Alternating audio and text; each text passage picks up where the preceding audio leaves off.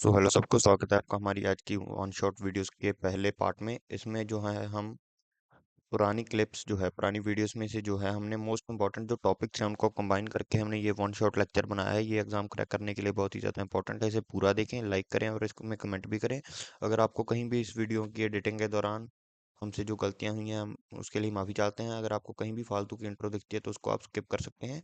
Thank you. तो चलिए शुरू करते हैं। तो हेलो सबको, आज हम बात करेंगे फंडामेंटल राइट्स और ड्यूटीज़ के बारे में। तो शुरू करते हैं बिना आपका टाइम वेस्ट किए। इससे पहले आप वीडियो को लाइक कर दीजिए और चैनल को सब्सक्राइब कर दीजिए। सो जो फंडामेंटल राइट्स होते हैं वो जो हैं हमारे जो मॉरल और मटेरियल प्रोटेक्शन के लिए एक देश में सर्वाइव करने के लिए बहुत ही ज़्यादा ज़रूरी होते हैं। अगर आपके पास अपने फंडामेंटल राइट्स नहीं है, आपके साथ भेदभाव होगा, आपके साथ जुल्म होगा, जिसके कारण आपकी ज़िंदगी जो है बहुत ही ज़्यादा मुश्किल हो जाएगी एक देश में निकालनी। इसलिए जो है फंडामेंटल राइट्स जो है वो बहुत ही ज़्यादा ज़रूरी होते हैं। फंडामेंटल ड्यूटीज़ की भी बात करेंगे, थोड़ा सब्र रखिए, वीडियो कुछ ज़्यादा खास लंबी नहीं होगी। तो चलिए शुरू करते हैं। जो फंडामेंटल राइट्स हैं उनको जो है उनको इनको मैग्ना कार्टा भी कहा जाता है। Magna carta. मैग्ना कार्टा क्या था? ये जो मैग्ना कार्टा था इस ये था चार्टर ऑफ राइट्स, जिसको सबसे पहले जो इशू है वो किया था किंग जॉन ने।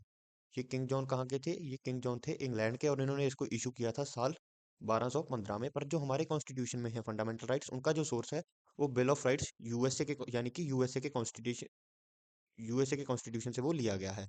और जो हमारा फंडामेंटल राइट्स है, हमारे पास टोटल 6 फंडामेंटल राइट्स हैं। पहले 7 होते थे, एक जो है उसको अबॉलिश कर दिया गया, उसके बारे में भी बात करेंगे। सो फंडामेंटल मेंटल राइट्स जो हैं वो होते हैं आपकी लिबर्टी और इक्वालिटी को इंश्योर करने के लिए। जो हमारे फंडामेंटल राइट्स हैं, सिर्फ दो को छोड़ के, आर्टिकल 20 और 21, इन दोनों को छोड़ के इमरजेंसी के दौरान जो है वो सबके सब जो है हमारे वो सस्पेंड कर दिए जाते हैं। तो चलिए अभी शुरू करते हैं। जो हमारा पहला राइट है, राइट टू इक्वालिटी, उसमें जो है हमारे 4 आर्टिकल हैं। उसमें देखिए आप, जो आर्टिकल 14 है वो कहता है equality before law and equal protection of loss, यानी कि जो हमारे देश का कानून है उसके सामने जो है सभी के सभी नागरिक, चाहे आप हिंदू हैं, सिख हैं, ईसाई हैं या मुस्लिम हैं, आप सब हमारे देश के कानून के आगे सब जो है इक्वल हैं। अगर कोई भी धर्म का आदमी कोई भी गुनाह करेगा उसको जो है उतनी ही सजा मिलेगी। अगर किसी का कोई और अगर हक जो है या किसी का कोई जो राइट है वो वॉयलेट हुआ है, उसको भी उतनी ही प्रोटेक्शन मिलेगी। और आर्टिकल 15 जो है वो प्रोहिबिट करता है जो डिस्क्रिमिनेशन यानी कि भेदभाव, किसके आधार पर?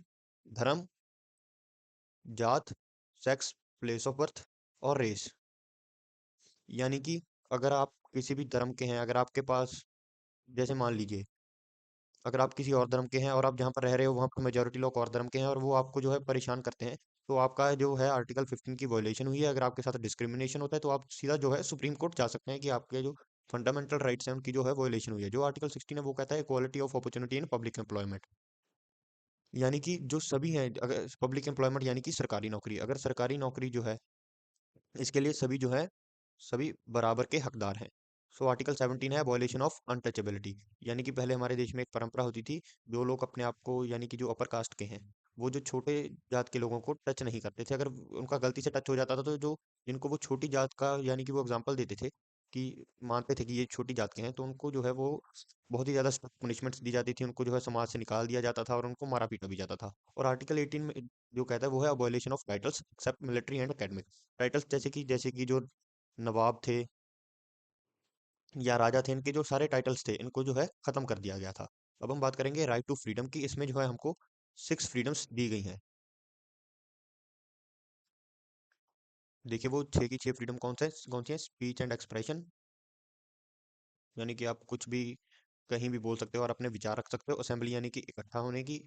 और एसोसिएशन यानी कि आप किसी के भी साथ कैसे भी दोस्ती वाले संबंध बना सकते हो। और मूवमेंट यानी कि आप कहीं भी जा सकते हो। रेजिडेंस यानी कि आप कहीं भी घर ले सकते हो। और प्रोफेशन यानी कि आपके पास अगर सही क्वालिफिकेशन है तो आप कहीं भी काम कर सकते हो। और आर्टिकल 20 है वो है protection and conviction for offence. और जो आर्टिकल 21 है ये है right to life and personal liberty, यानी कि जिंदा रहने का हक। और ये दो जो आर्टिकल्स हैं, ये आर्टिकल्स आर्टिकल 20 और 21, ये दोनों आर्टिकल्स जो हैं इमरजेंसी के समय ये रद्द नहीं होते। बाकी सभी के सब जो हमारे जो फंडामेंटल राइट्स हैं वो रद्द कर दिए जाते हैं। और अब हम बात करेंगे आर्टिकल 21 ए की। ये बहुत बार एग्जाम में आ चुका है, इसको ध्यान से देखिए। ये 86 अमेंडमेंट के जरिए जो हमारे कॉन्स्टिट्यूशन में ऐड किया गया था। ये है राइट टू एजुकेशन, यानी कि 6 से 14 साल के बच्चे को जो है कंपलसरी एजुकेशन फ्री मिलेगी सर, सरकार की तरफ से। अब हम आते हैं आर्टिकल 22 के ऊपर, वो है protection against arbitrary arrest and detention. यानी कि कोई भी आपको बिना किसी वजह से गिरफ्तार नहीं कर सकता, उसके लिए उनको कोई ठोस कारण चाहिए होगा। अब हम बात करते हैं राइट अगेंस्ट एक्सप्लॉइटेशन की, जो कि हमारा तीसरा फंडामेंटल राइट है। इसमें दो आर्टिकल्स हैं, आर्टिकल 23 और 24। आर्टिकल 23 है जो फोर्स लेबर, यानी कि धक्के से काम करवाना और फ्री में काम करवाना, और ह्यूमन ट्रैफिकिंग, जिसको कहते हैं देह तस्करी, इन दोनों चीज़ों के ऊपर जो है बैन लगाया गया है। और आर्टिकल 24 में जो है चाइल्ड लेबर को, यानी कि बच्चों से काम करवाना जो कि 14 साल से कम उम्र के हैं, जहाँ पर उनकी जो है सेहत के लिए खतरा हो, वहाँ पे उनको छोटे बच्चों को, 14 साल से कम उम्र के बच्चों को काम करना बैन है। अब हमारा जो चौथा जो है फंडामेंटल राइट, वो है right to freedom of religion, यानी कि धर्म की आज़ादी। और हमारा जो पांचवा जो है फंडामेंटल राइट, वो है कल्चरल एंड एजुकेशनल राइट, जिसका जो मेन कारण था कि जो हमारे देश की माइनॉरिटीज़ हैं, वो अपनी लैंग्वेज, स्क्रिप्ट और जो अपने एजुकेशनल इंस्टीट्यूट्स हैं, यानी कि वो अपना कल्चर बचा सकें, अपनी लैंग्वेज बचा सकें, इसके लिए जो है ये फंडामेंटल राइट जो है ये इंट्रोड्यूस किया गया था। जो आर्टिकल सॉरी जो हमारा सिक्स्थ फंडामेंटल राइट है और हमारा लास्ट फंडामेंटल राइट है, उसको जो हमारे कॉन्स्टिट्यूशन के चेयरमैन थे B.R. अम्बेडकर जी, उन्होंने कहा था heart and soul of the constitution. इसमें जो है कि आप अगर किसी भी फंडामेंटल राइट की कोई वॉयलेशन हुई है, तो आप डायरेक्ट सुप्रीम कोर्ट जा सकते हैं। वरना अगर आपको कोई प्रॉब्लम है और आपको कोर्ट जाना पड़ रहा है, पहले आप अपने डिस्ट्रिक्ट कोर्ट जाओगे, फिर आप हाई कोर्ट जाओगे, और फिर आप सुप्रीम कोर्ट जा सकते हो। पर अगर आपके फंडामेंटल राइट की जो वॉयलेशन हुई है, तो आप सीधे सुप्रीम कोर्ट जा सकते हो। और इसमें जो है सुप्रीम कोर्ट और हाई कोर्ट पांच तरह की जो है रिट्स जो है वो इंट्रोड्यूस करते हैं और इशू कर सकते हैं। ये ये जो है ये पांच जो है रिट्स हैं, ये आपके एग्जाम में कुछ इतना नहीं आते, इनको मैं अगली वीडियो में समझाऊंगा। अब हम बात करेंगे जो इंपॉर्टेंट अमेंडमेंट्स और केसेस थे, सॉरी केसेस को मैं ऐड करना भूल गया, पर अब हम बात करेंगे जो हमारी चार इंपॉर्टेंट अमेंडमेंट्स हैं, वो हैं जो पहली अमेंडमेंट हुई थी इनमें, जो हुई थी 1951 में। इसमें जो है आर्टिकल जो 19 है उसमें जो है रिस्ट्रिक्शंस लगा दी गई थी। जो आर्टिकल 19 है वो है राइट टू फ्रीडम, यानी कि इसमें कुछ जो है रिस्ट्रिक्शंस लगा दी गई थी, यानी कि जो जैसे कि हमारा जो राइट टू स्पीच है, उसमें कुछ जो है राइट टू असेंबली है, यानी कि राइट टू असेंबली जो थी उसमें था कि आप बिना हथियारों के कहीं भी इकट्ठे हो सकते हो। या जो राइट टू यानी कि जो फ्रीडम ऑफ स्पीच थी उसमें जो है शब्दों की मर्यादा होनी चाहिए, ऐसे ऐसे कुछ जो रीजनेबल रिस्ट्रिक्शंस हैं वो लगा दी गई थी। और फिर जो उससे अगली अमेंडमेंट हुई वो थी 24th अमेंडमेंट, जो हुई थी साल 1971 में। इसमें है कि पार्लियामेंट जो है हमारे फंडामेंटल राइट्स को अमेंड कर सकती है, और तभी जो हमारा जो सातवां फंडामेंटल राइट था उसको अमेंड भी किया गया था, जो कि हम हमारा जो राइट टू प्रॉपर्टी, यानी कि जो हमारा प्रॉपर्टी का था वो पहले फंडामेंटल राइट था, यानी कि सरकार हमसे हमारी ज़मीन नहीं खरीद सकती थी। अब जो है ये लीगल राइट है, यानी कि सरकार हमसे हमारी ज़मीन खरीद सकती है, उसका सही जो ज़मीन का रेट है वो रेट देकर सरकार हमसे हमारी ज़मीन खरीद सकती है। अब हम बात करेंगे 42nd अमेंडमेंट, जो है 1976। इसमें जो है हमारा प्रियम्बल, उसमें दो जो शब्द थे, सोशलिस्ट और सेक्युलर, इन दो शब्दों को ऐड कर दिया गया था। और जो लास्ट अमेंडमेंट है वो है 44th अमेंडमेंट, जो हुई थी 1978 में।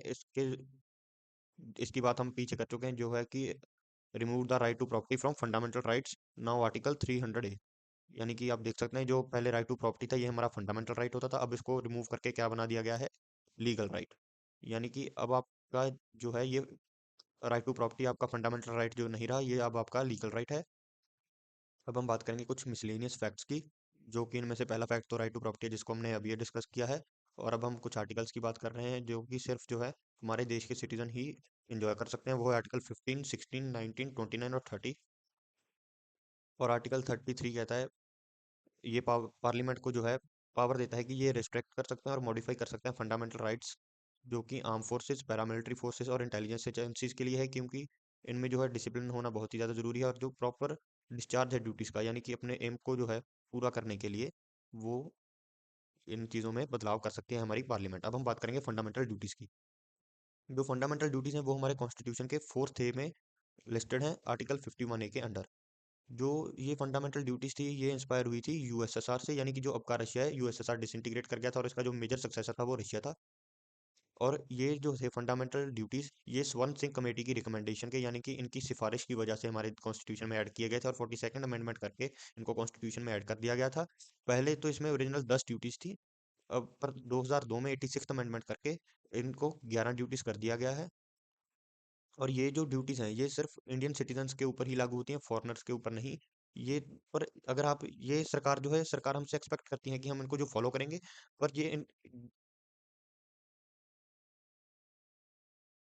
पर ये जो है ये इन्फोर्सेबल नहीं है बाय लॉ। यानी कि अगर आप फॉलो नहीं करोगे तो आपको कोई भी सजा नहीं होगी।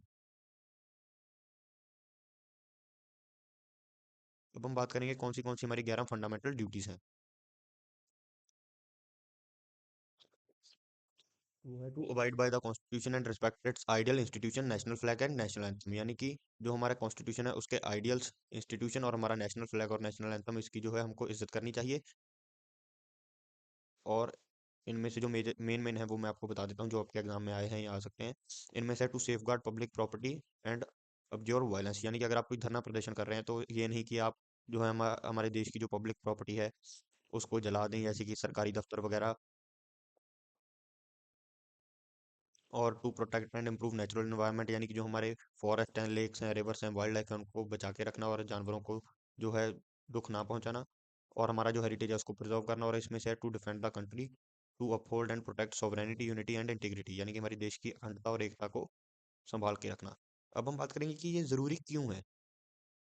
और जो हमारी 11th फंडामेंटल ड्यूटी है वो है ये। इसको ऐड किया गया था 86 अमेंडमेंट 2002 में।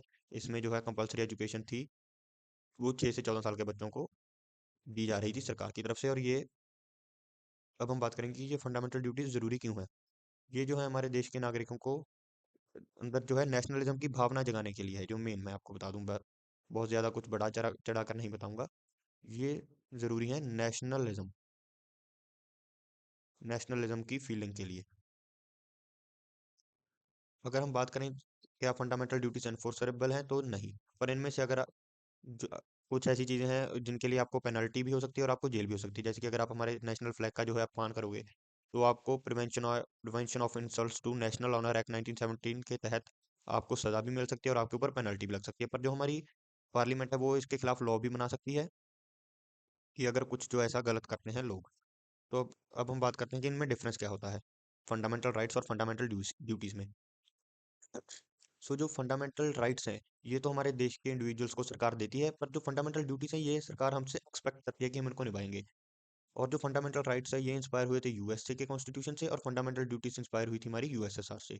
हमारे पास टोटल 6 जो है फंडामेंटल राइट्स हैं और 11 फंडामेंटल ड्यूटीज हैं। ये लीगली एनफोर्सेबल है और ये लीगली एनफोर्सेबल नहीं है। इसका जो मेन ऑब्जेक्टिव है वो है एक इंडिविजुअल की जो है आज़ादी को उसको जो है प्रोटेक्ट करना। और ये फंडामेंटल ड्यूटीज का जो ऑब्जेक्टिव है वो है इंश्योर करना कि एक आदमी की जो, जैसे कि आपकी जो रिस्पॉन्सिबिलिटी आपके देश के तरफ। और ये फंडामेंटल राइट्स जो हैं ये अप्लाई होते हैं कुछ सभी के सभी सिटीजन्स और कुछ फॉरेनर्स, जैसे कि हमारे देश में रह रहे कुछ डिप्लोमेट्स या टूरिस्ट। टूरिस्ट नहीं कह सकते, जैसे कि कुछ डिप्लोमेट्स या कुछ जो लोग के तौर पर किसी और देश से हैं पर यहाँ पर रह रहे हैं, हमारे देश के परमानेंट रेजिडेंट्स हैं। और फंडामेंटल ड्यूटीज हैं ये सिर्फ इंडियन से ही हमारी सरकार जो है एक्सपेक्ट करती है। So this was for today. Thank you. अगर आप वीडियो को यहाँ तक देख रहे हैं तो वीडियो को लाइक करें और चैनल को सब्सक्राइब करें।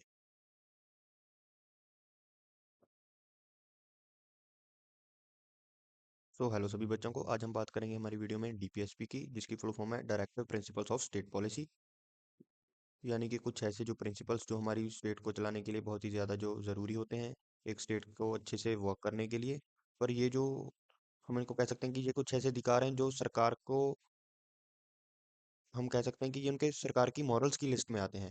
पर ये ऐसे नहीं है कि हम, अगर हमें सरकार ये राइट्स नहीं दे रही तो हम जो है कोर्ट में नहीं जा सकते। यानी कि ये लीगली जो है एनफोर्सेबल नहीं है।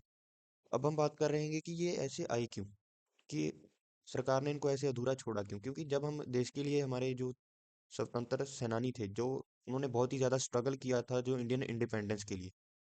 और वो इंडिपेंडेंस के दौरान जब हमारा देश जो है आज़ाद हुआ, हमारे पास जो है बहुत ही रिसोर्सेज की, जो हम कह सकते हैं हमारे पास बहुत ही ज़्यादा रिसोर्सेज की कमी थी। हमारा देश इतना एडवांस नहीं था। और कुछ जो राइट थे जो हमने जो थे परमानेंट रख लिए, यानी कि जो ज़्यादा ज़रूरी थे, जैसे कि हमारे फंडामेंटल राइट्स, उनको तो हमने जो है परमानेंट बना दिया। यानी कि ये जो है ये राइट्स जो है कोर्ट में एनफोर्सेबल हैं, यानी कि अगर इनकी वॉलेशन होगी तो हम डायरेक्ट सुप्रीम कोर्ट जा सकते हैं। तो कुछ राइट्स ऐसे थे जिनको स्टेट के ऊपर छोड़ दिया गया।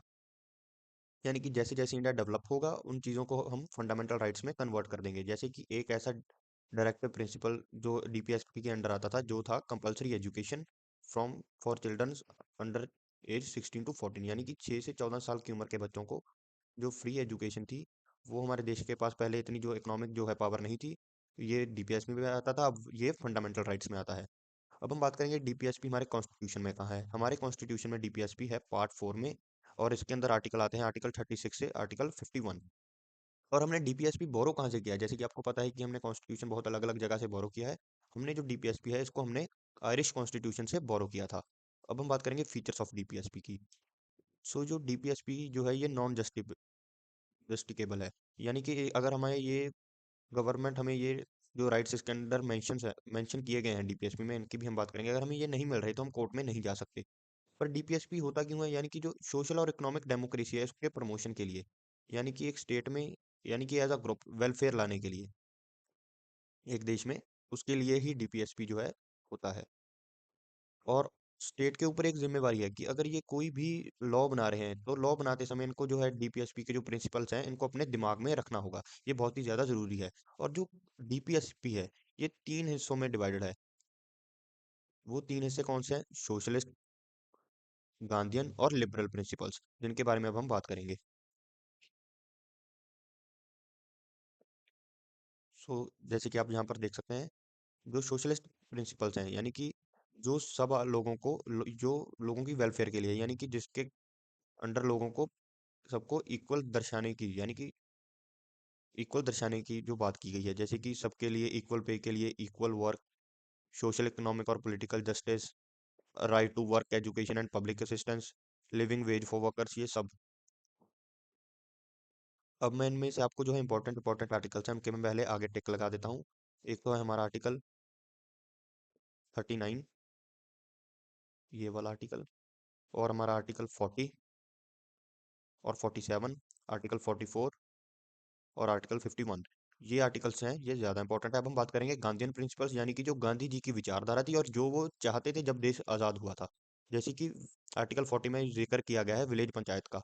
गांधी जी तो कहते थे कि ये जो हमारा हिंदुस्तान है, जो भारत है, ये मुल्क है, ये मुल्क जो है पंचायतों से चलना चाहिए, क्योंकि हमारे देश में जो है शहर कम है और गांव ज्यादा है, और आधे से ज्यादा बहुत ज्यादा आबादी हमारी जो है अभी भी गांव में ही बसती है आजादी से इतने साल बाद।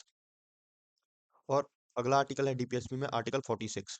आर्टिकल 46 से पहले एक आर्टिकल था आर्टिकल 45, जो था, जो डीपीएसपी के अंडर आता था। जो आर्टिकल कहता था education for children of age 6 to 14, जिसको अब जो है फंडामेंटल राइट में कन्वर्ट कर दिया गया है। और आर्टिकल 46 है जो कि कहता है protection of SC ST and weaker sections, यानी कि जो हमारे हरिजन लोग हैं उनको प्रोटेक्ट करने के लिए ये आर्टिकल है। और जो आर्टिकल 47 है वो, ये भी गांधी जी की विचारधारा के अंडर ही आता है। ये कहता है prohibition of intoxicating drinks and drugs, यानी कि जो नशा नशीले पदार्थ हैं उनको प्रोहिबिट करना चाहिए। और जो तीसरा जो सेक्ट है इसका, वो है लिबरल इंटेलेक्चुअल प्रिंसिपल्स, यानी कि जो लिबरलिज्म की विचारधारा से प्रभावित है, जो जिसके अंदर 3 आर्टिकल है मेन, जो है आर्टिकल 44, 48 एंड 51। पहला आर्टिकल तो है यूनिफॉर्म सिविल कोड, इसके बारे में तो सबको पता ही होगा। अगला आर्टिकल है आर्टिकल 48, जो कि है एनवायरनमेंट और कैटल, यानी कि जो हमारा वातावरण और हमारे जानवर, उनकी प्रोटेक्शन के लिए। और आर्टिकल 51 है promotion of international peace and security. और इसके अंदर जो है दो इंपॉर्टेंट अमेंडमेंट्स हैं। वो इंपॉर्टेंट अमेंडमेंट्स हैं, पहली तो है आर्टिकल सॉरी पहली अमेंडमेंट है 42nd अमेंडमेंट, जो हुई थी साल 1976 में, जिसमें डीपीएसपी में जो है दो नए जो आर्टिकल हैं वो ऐड कर दो नई चीजें जो हैं वो ऐड कर दी गई थी। वो थी environment protection and free legal aid, यानी कि वातावरण की सुरक्षा, और फ्री लीगल एड, यानी कि अगर कोई आदमी अपना जो केस का खर्चा नहीं उठा सकता तो वो खर्च जो है वो सरकार उठाती है। और फिर आती है 86th अमेंडमेंट, जो हुई थी साल 2002 में, जिसने जो है, जिसके बारे में मैं अभी आपको यहाँ पर बता के आया हूँ, ये वाली आर्टिकल 45, इसको जो है फंडामेंटल राइट में कन्वर्ट कर दिया गया था। अब हम बात करेंगे कि डीपीएसपी में और फंडामेंटल राइट्स में जो है डिफरेंस क्या है। अगर हम इनकी इन्फोर्सिबिलिटी की बात करें, यानी कि जो डीपीएसपी है इसके लिए आप कोर्ट नहीं जा सकते, पर फंडामेंटल राइट्स अगर आपके वॉलेट हुए हैं इसके लिए आप कोर्ट जा सकते हो। और इनका जो अब हम बात करेंगे इनके फोकस की। डीपीएसपी का जो फोकस है वो है कि वेलफेयर ऑफ स्टेट, यानी कि जो ओवरऑल इंडिया है उसकी वेलफेयर। और जो फंडामेंटल राइट्स है वो एक इंडिविजुअल पे फोकस करते हैं। और जो डीपीएसपी है ये सरकार के लिए है, यानी कि सरकार को इसे अपने दिमाग में रखना होगा। और जो फंडामेंटल राइट्स हैं वो हमारे लीगली एनफोर्सेबल राइट्स हैं, यानी कि ये एक हर एक इंडियन की और भारतीय नागरिक की जरूरत है, और ये सबके पास है। अब बात होगी इसकी डीपीएसपी की सिग्निफिकेंस की, जो कि है ये एक मॉरल ऑब्लिगेशन है गवर्नमेंट के लिए। यानी कि गवर्नमेंट इसको अपनी मॉरल्स की लिस्ट में रखती है, अपने दिमाग में रखती है। अब खुद सोचिए, जो हमारे पॉलिटिशियंस हैं उनका मेन काम जो है वो है पावर में रहना। अगर वो डीपीएसपी की इन मॉरल चीज़ों को, अपनी मॉरल लिस्ट को फॉलो नहीं करेंगे, तो हम उनको दोबारा से इलेक्ट नहीं करेंगे। तो इसीलिए जो है लगभग हर पॉलिटिशियन इसको अपने दिमाग में रखता है, और ये पॉलिसी मेकिंग और लॉ फॉर्मेशन में भी काम आता है। और इसके रिलेटेड जो दो मेन केसेस हैं, केशव नंदा भारती केस 1973 और मिनेरवा मिल केस 1980, आप बस इनको इतना याद रखना कि ये डीपीएसपी से रिलेटेड है। ज्यादा इनके, यानी कि इनको इनमें से ब्रीफ से बहुत ज्यादा नहीं पूछा जाता, डीपीएसपी में यही है। आप बस इनका नाम याद रखिएगा, केशव नंदा भारती केस और मिनेरवा मिल केस। ये दो केसेस ही इंपॉर्टेंट है। आपने इन दोनों केसेस को जो है याद रखना है कि ये डीपीएसपी से रिलेटेड थे। आज की वीडियो के लिए इतना ही। अगर आपको हमारी वीडियो पसंद आई तो वीडियो को लाइक कीजिए और चैनल को सब्सक्राइब कीजिए। हम डेली एक वीडियो जो है आपके लिए अपलोड करते हैं। हम एसएससी एग्जाम के लिए डेली एक वीडियो जो है।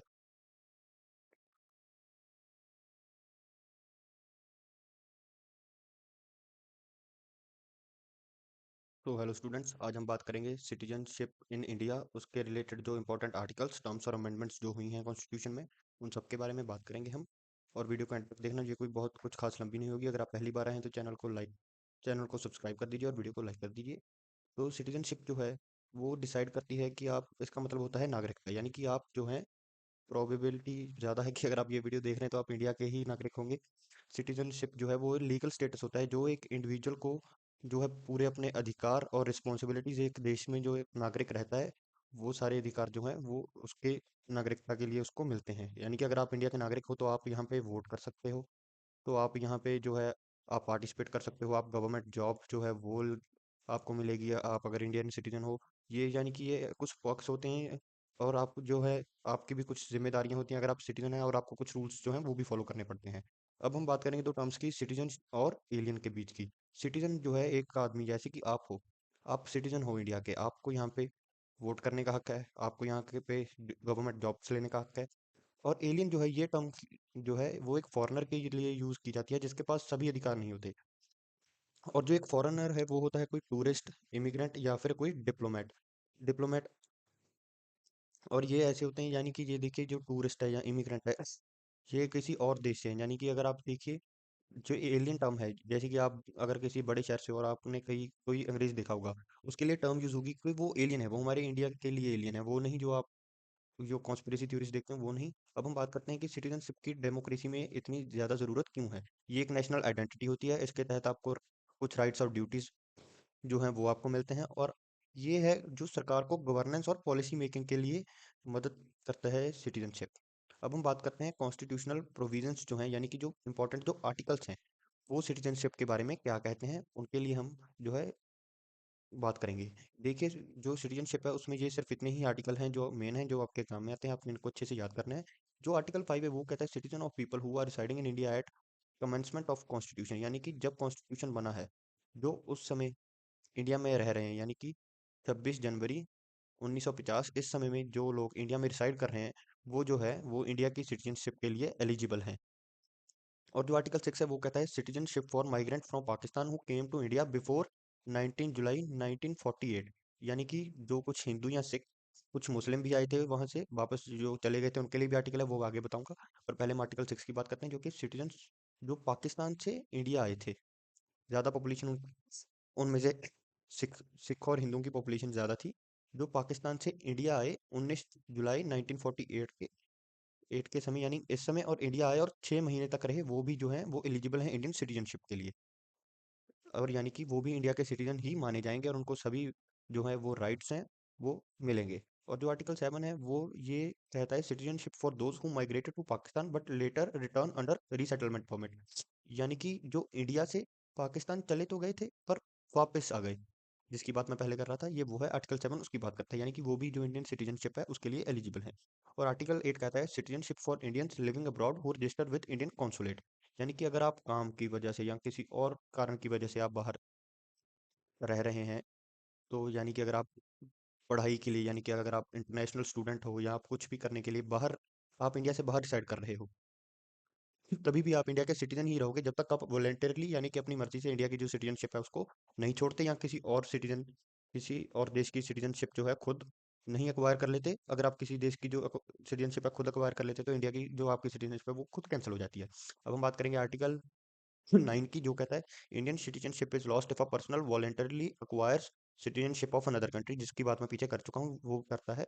वो आता है आर्टिकल 9 के अंडर। यानी कि अगर आप किसी और देश की जो नागरिकता है उसको अक्वायर कर लेते हो तो इंडियन सिटीजनशिप है जो वो ऑटोमेटिकली जो है वो कैंसिल हो जाती है।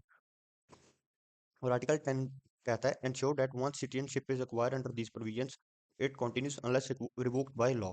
इसका मतलब ये है कि अगर ये जो ऊपर मैंने लॉ आपको ये समझाए हैं, आर्टिकल 5, 6, 7, 8 अगर और 9, इसके अंडर अगर आपको सिटीजनशिप मिल चुकी है ये तब तक वैलिड है जब तक इसको लॉ कैंसिल नहीं कर देता। यानी कि इंडियन कॉन्स्टिट्यूशन और इंडियन लॉ जब तक इनमें से किसी आर्टिकल को कैंसिल नहीं कर सकता तब तक आप इंडिया के नागरिक हो, और आप एलिजिबल हो इंडियन सिटीजनशिप के लिए। और आर्टिकल 11 जो है वो पावर देता है पार्लियामेंट को, जो है कि इंडियन सिटीजनशिप के रिगार्डिंग वो लॉज हैं उनको रेगुलेट कर सके और उसमें कुछ अमेंडमेंट्स कर सके। और इसी जो है आर्टिकल 11 के अंडर जो है सिटीजनशिप एक्ट 1955 भी आया था, जिसके अंडर अंडर जो है जो 5 तरीके हैं जिसके तहत आपको इंडियन जो सिटीजनशिप मिल सकती है उसको ब्रीफ में बताया गया है। आइए हम बात करते हैं इसकी। इंडियन सिटीजनशिप एक्ट 1955 ये भी बहुत ही ज़्यादा इंपॉर्टेंट है, इसको भी ध्यान से सुनिएगा। पहला जो है बाय बर्थ यानी कि जन्म के आधार से, बिफोर 1 जुलाई 1987 अगर आप इससे पहले इंडिया में जन्म हुआ है आपका तो आप बाय डिफॉल्ट इंडियन सिटीजन हो। और 1 जुलाई 1987 और 3 दिसंबर 2004 अगर आप इस डेट के बीच पैदा हुए हो और आपका जो एक पेरेंट है वो इंडियन सिटीजन है तब भी आप एलिजिबल हो इंडियन सिटीजनशिप के लिए। और और आफ्टर 3 दिसंबर 2004 इसका मतलब है one parent must be Indian and other should not be illegal immigrant. अगर आपके जो एक आपके दोनों पेरेंट्स में से कोई भी एक जो है वो इंडियन सिटीजन है और दूसरा पेरेंट जो है वो किसी और देश का सिटीजन तो हो सकता है पर इलीगल इमिग्रेंट नहीं हो सकता। अगर आपका कोई दूसरा पेरेंट जो है वो इलीगल इमिग्रेंट है तो आप इंडियन सिटीजनशिप आपको नहीं मिल सकती। और सेकंड है बाय डिसेंट, यानी कि आपके जो दादा परदादा या आपकी जो हम कह सकते हैं वंश है उनमें से उसके आधार पे if a person is born outside India citizenship is granted. यानी कि अगर आप किसी आदमी का जो जन्म है वो इंडिया से बाहर हुआ है यानी कि विदेश में हुआ है उसको अगर 1992 से पहले हुआ है तो उसके जो फादर हैं अगर वो उसके जन्म के समय यानी कि 1992 के समय अगर उसके पिता हैं जो हिंदुस्तान के नागरिक थे तो वो इंडियन सिटीजनशिप के लिए एलिजिबल है। अगर जन्म 1992 के बाद हुआ है तो कोई भी एक पेरेंट जो है अगर वो उसके जन्म के समय जो है इंडियन सिटीजन था तो वो एलिजिबल है इंडियन सिटीजनशिप के लिए। और थर्ड थर्ड जो है वो है बाय रजिस्ट्रेशन रजिस्ट्रेशन इसका मतलब है citizenship can be granted to a person of Indian origin residing in India for 7 year. अगर कोई आदमी 7 साल तक इंडिया में रह रहा है तो उसको जो है इंडियन सिटीजनशिप जो है वो मिल जाएगी।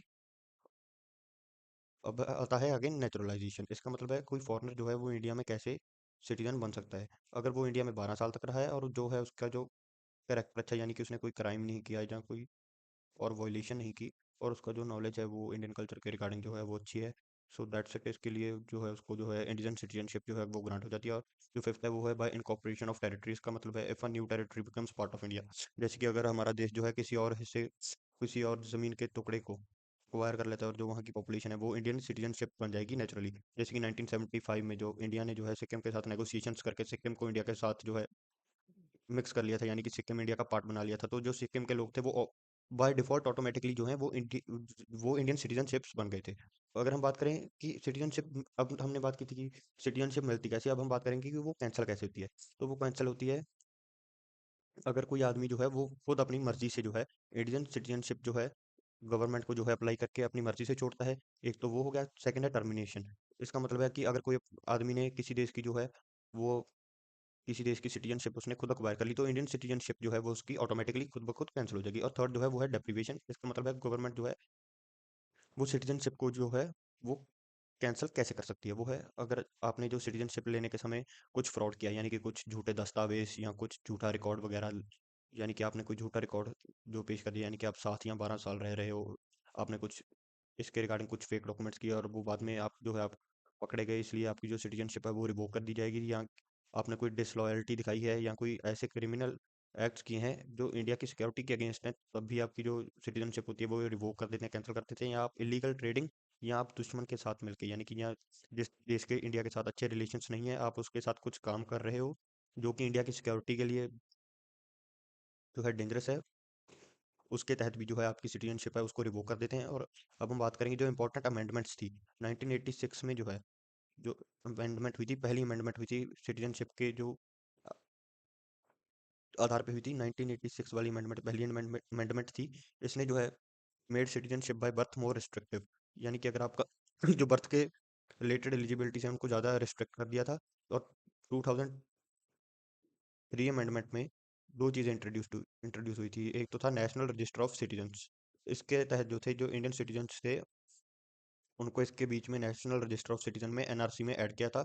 और इसके तहत जो था, जो इलीगल इमिग्रेंट्स थे, यानी कि जो इंडिया में जो गैर कानूनी तरीके से रह रहे थे, कुछ बांग्लादेश से, पाकिस्तान से या किसी और देश से, तो उनको जो है आइडेंटिफाई करना आसान हो गया था इसके तहत। और थर्ड है ओवरसीज सिटीजन्स ऑफ इंडिया। ये जो स्टेटस था, ये जो था, इसको इंट्रोड्यूस किया गया था कुछ फॉरेन नेशनल्स के लिए जो कि इंडिया के ओरिजिन के थे, यानी कि यहाँ से थे पर रह किसी और देश में रहे थे। उसके लिए ओसीआई को जो है इंट्रोड्यूस किया था, और ओसीआई की फुल फॉर्म है ओवरसीज सिटीजन्स ऑफ इंडिया। और जो नेक्स्ट अमेंडमेंट थी वो हुई थी 2015 में। उसमें जो ये था ओसीआई, दो टर्म्स है जैसे कि हमारे पास ओसीआई और पीआईओ। ओसीआई की फुल फॉर्म है ओवरसीज सिटीजन ऑफ इंडिया, और पीआईओ की फुल फॉर्म है जो है वो है पर्सन ऑफ इंडियन ओरिजिन। इन दोनों को जो है मर्ज कर दिया था। और इन दोनों को मर्ज करके, यानी कि जो पीआईयू है इसको खत्म कर दिया था, यानी कि इसको ओसीआई की कैटेगरी जो है इसके अंडर ही डाल दिया गया था। और जो सबसे लेटेस्ट है और कंट्रोवर्शियल भी है, इसके बारे में आप सबको पता ही होगा अगर आप ये सुन रहे हैं मुझे, तो वो है सीएए, जो कि 2019 में हुआ था। इसमें जो 6 कम्युनिटीज थी, 6 कम्युनिटीज के लोग जो कि अलग अलग देशों से आए थे, जैसे कि पाकिस्तान, बांग्लादेश या अफगानिस्तान, 31 दिसंबर 2014 से पहले जो आए थे उनको सिटीजनशिप जो है इंडिया की वो ग्रांट कर दी थी, जो कि हिंदू, सिख, बुद्धिस्ट, जैन, पारसी और क्रिश्चियन कम्युनिटी से थे। ये 6 कम्युनिटी के लोगों को देखिए, हिंदू, सिख, बुद्धिस्ट, जैन, पारसी और क्रिश्चियन, ये 6 कम्युनिटी के लोगों को जो मैंने यहाँ पे लिखे हैं, इनको जो है इंडियन सिटीजनशिप ग्रांट कर दी गई थी। पर इस जो ये 6 कम्युनिटीज़ हैं, इनमें जो जो हैं मुस्लिम्स जो हैं उनको एक्सक्लूड कर दिया था। इसके कारण जो बहुत ही बड़ा एक प्रोटेस्ट भी हुआ था दिल्ली में, और जो इसके साथ बहुत ही बड़ी कंट्रोवर्सी भी हुई थी इंडिया में, और जिसके कारण बहुत सारी डिबेट्स हुई थी और बहुत कुछ हुआ था। सो ये भी एक इंपॉर्टेंट चीज़ है, और ये सिर्फ 4 अमेंडमेंट्स ही हैं। इनको आप याद कर लीजिए प्लीज़, 4 अमेंडमेंट्स को याद करना बहुत कुछ खास मुश्किल नहीं है। अब हम बात करेंगे जो इंपॉर्टेंट टर्म्स हैं, जैसे कि अगर हम बात करें, सिटीजनशिप जो है ये दो तरह की होती है, सिंगल और डुअल। यानी कि इंडिया में जो है कंसेप्ट है वो सिंगल सिटीजनशिप का है, यानी कि आप एक ही देश के नागरिक हो। पर अमेरिका में डुअल सिटीजनशिप है, जैसे कि यूके में भी सिंगल सिटीजनशिप है, और हम जैसे कि उनके गुलाम थे, और हमारे जो संविधान है उनमें भी उस चीज़ की इन्फ्लुएंस दिखती है, इसलिए हम भी सिंगल सिटीजनशिप को फॉलो करते हैं। पर यूएसए में डुअल सिटीजनशिप का कंसेप्ट है, यानी कि उनके पास स्टेट की और फेडरल की सिटीजनशिप दोनों हो सकती हैं। सो पर इसलिए इंडिया में सिर्फ सिंगल सिटीजनशिप है। और सेकंड, और ये ओसीआई है, ये मैं आपको पीछे जो है एक्सप्लेन कर चुका हूँ। ये एक स्पेशल स्टेटस है जो फॉरेन नेशनल्स जो इंडियन ओरिजिन के हैं उनको अलाउ करता है कि वो इंडिया में रह सकते हैं, काम कर सकते हैं, पर ये वोट नहीं कर सकते और कोई सरकारी नौकरी नहीं कर सकते। और ये जो पीआईओ है, ये मैं आपको बता चुका हूँ कि ये इसको मर्ज कर दिया था, P person of Indian origin, ये कैटेगरी पहले एग्जिस्ट करती थी, अब इसको ओसीआई में ही मर्ज कर दिया गया, यानी कि इसको मर्ज कर दिया गया, यानी पर्सन ऑफ इंडियन ओरिजिन अब कैंसिल है। ये 2015 तक एग्जिस्ट करता था, अब ये एग्जिस्ट नहीं करता है, अब सिर्फ overseas citizen of India he exist करता है। Dual citizenship debate, India does not allow dual citizens due to concern about national security, alliance and foreign policy complications। और इंडिया अपनी मेन कारण तो नेशनल सिक्योरिटी है, इसके कारण ही इंडिया जो है डुअल सिटीजनशिप जो है उसको जो है लागू नहीं होने देता। अब ये 3 टर्म्स है जिसमें से पर्सन ऑफ इंडियन ओरिजिन मैं आपको एक्सप्लेन कर चुका हूँ, और ओसीआई भी आपको एक्सप्लेन कर चुका हूँ। पर इसमें जो है एनआरआई, नॉन रेजिडेंट इंडियन, ये एक इंडियन सिटीजन होता है जो बाहर बाहर के किसी और मुल्क में रह रहा था। और एनआरआई एक व्यक्ति को तब माना जाता है जब वो 182 डेज, यानी कि 182 दिन इंडिया से अगर कोई बाहर रहता है, तो ही तब ही उसको एक एनआरआई माना जाता है। यानी कि ये इंडियन सिटीजन तो होते हैं पर ये अब्रॉड रहते हैं, जैसे कि आपकी ही कोई तो रिश्तेदारी में किसी और देश में पढ़ने गया होगा, वो एनआरआई है। वो इंडियन सिटीजन तो है पर वो अब्रॉड रहता है।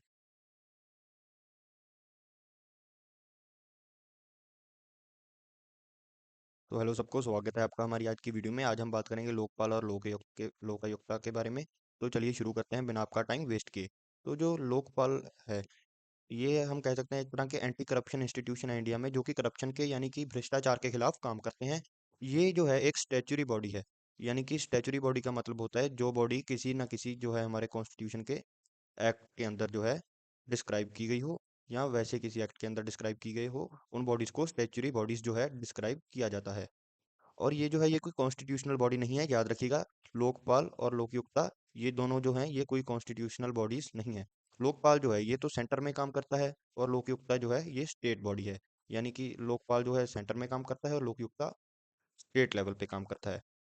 और इसका जो काम था, यानी कि जो हमारा गवर्नमेंट का स्ट्रक्चर है, जो हमारे फंक्शनिंग है हमारे ब्यूरोक्रेट्स की, मिनिस्टर्स की, उसमें ट्रांसपेरेंसी और अकाउंटेबिलिटी दोनों चीज़ों को लाना। यानी कि जो हम भ्रष्टाचार है, एक तरह से ये डायरेक्ट जो है, ये डायरेक्टली जो है करप्शन को टारगेट करने के लिए बनाया गया था, ताकि जो भ्रष्टाचार है हमारे देश की एक सबसे बड़ी मुसीबत, उसको ख़त्म करने के लिए ये जो है बनाया गया था।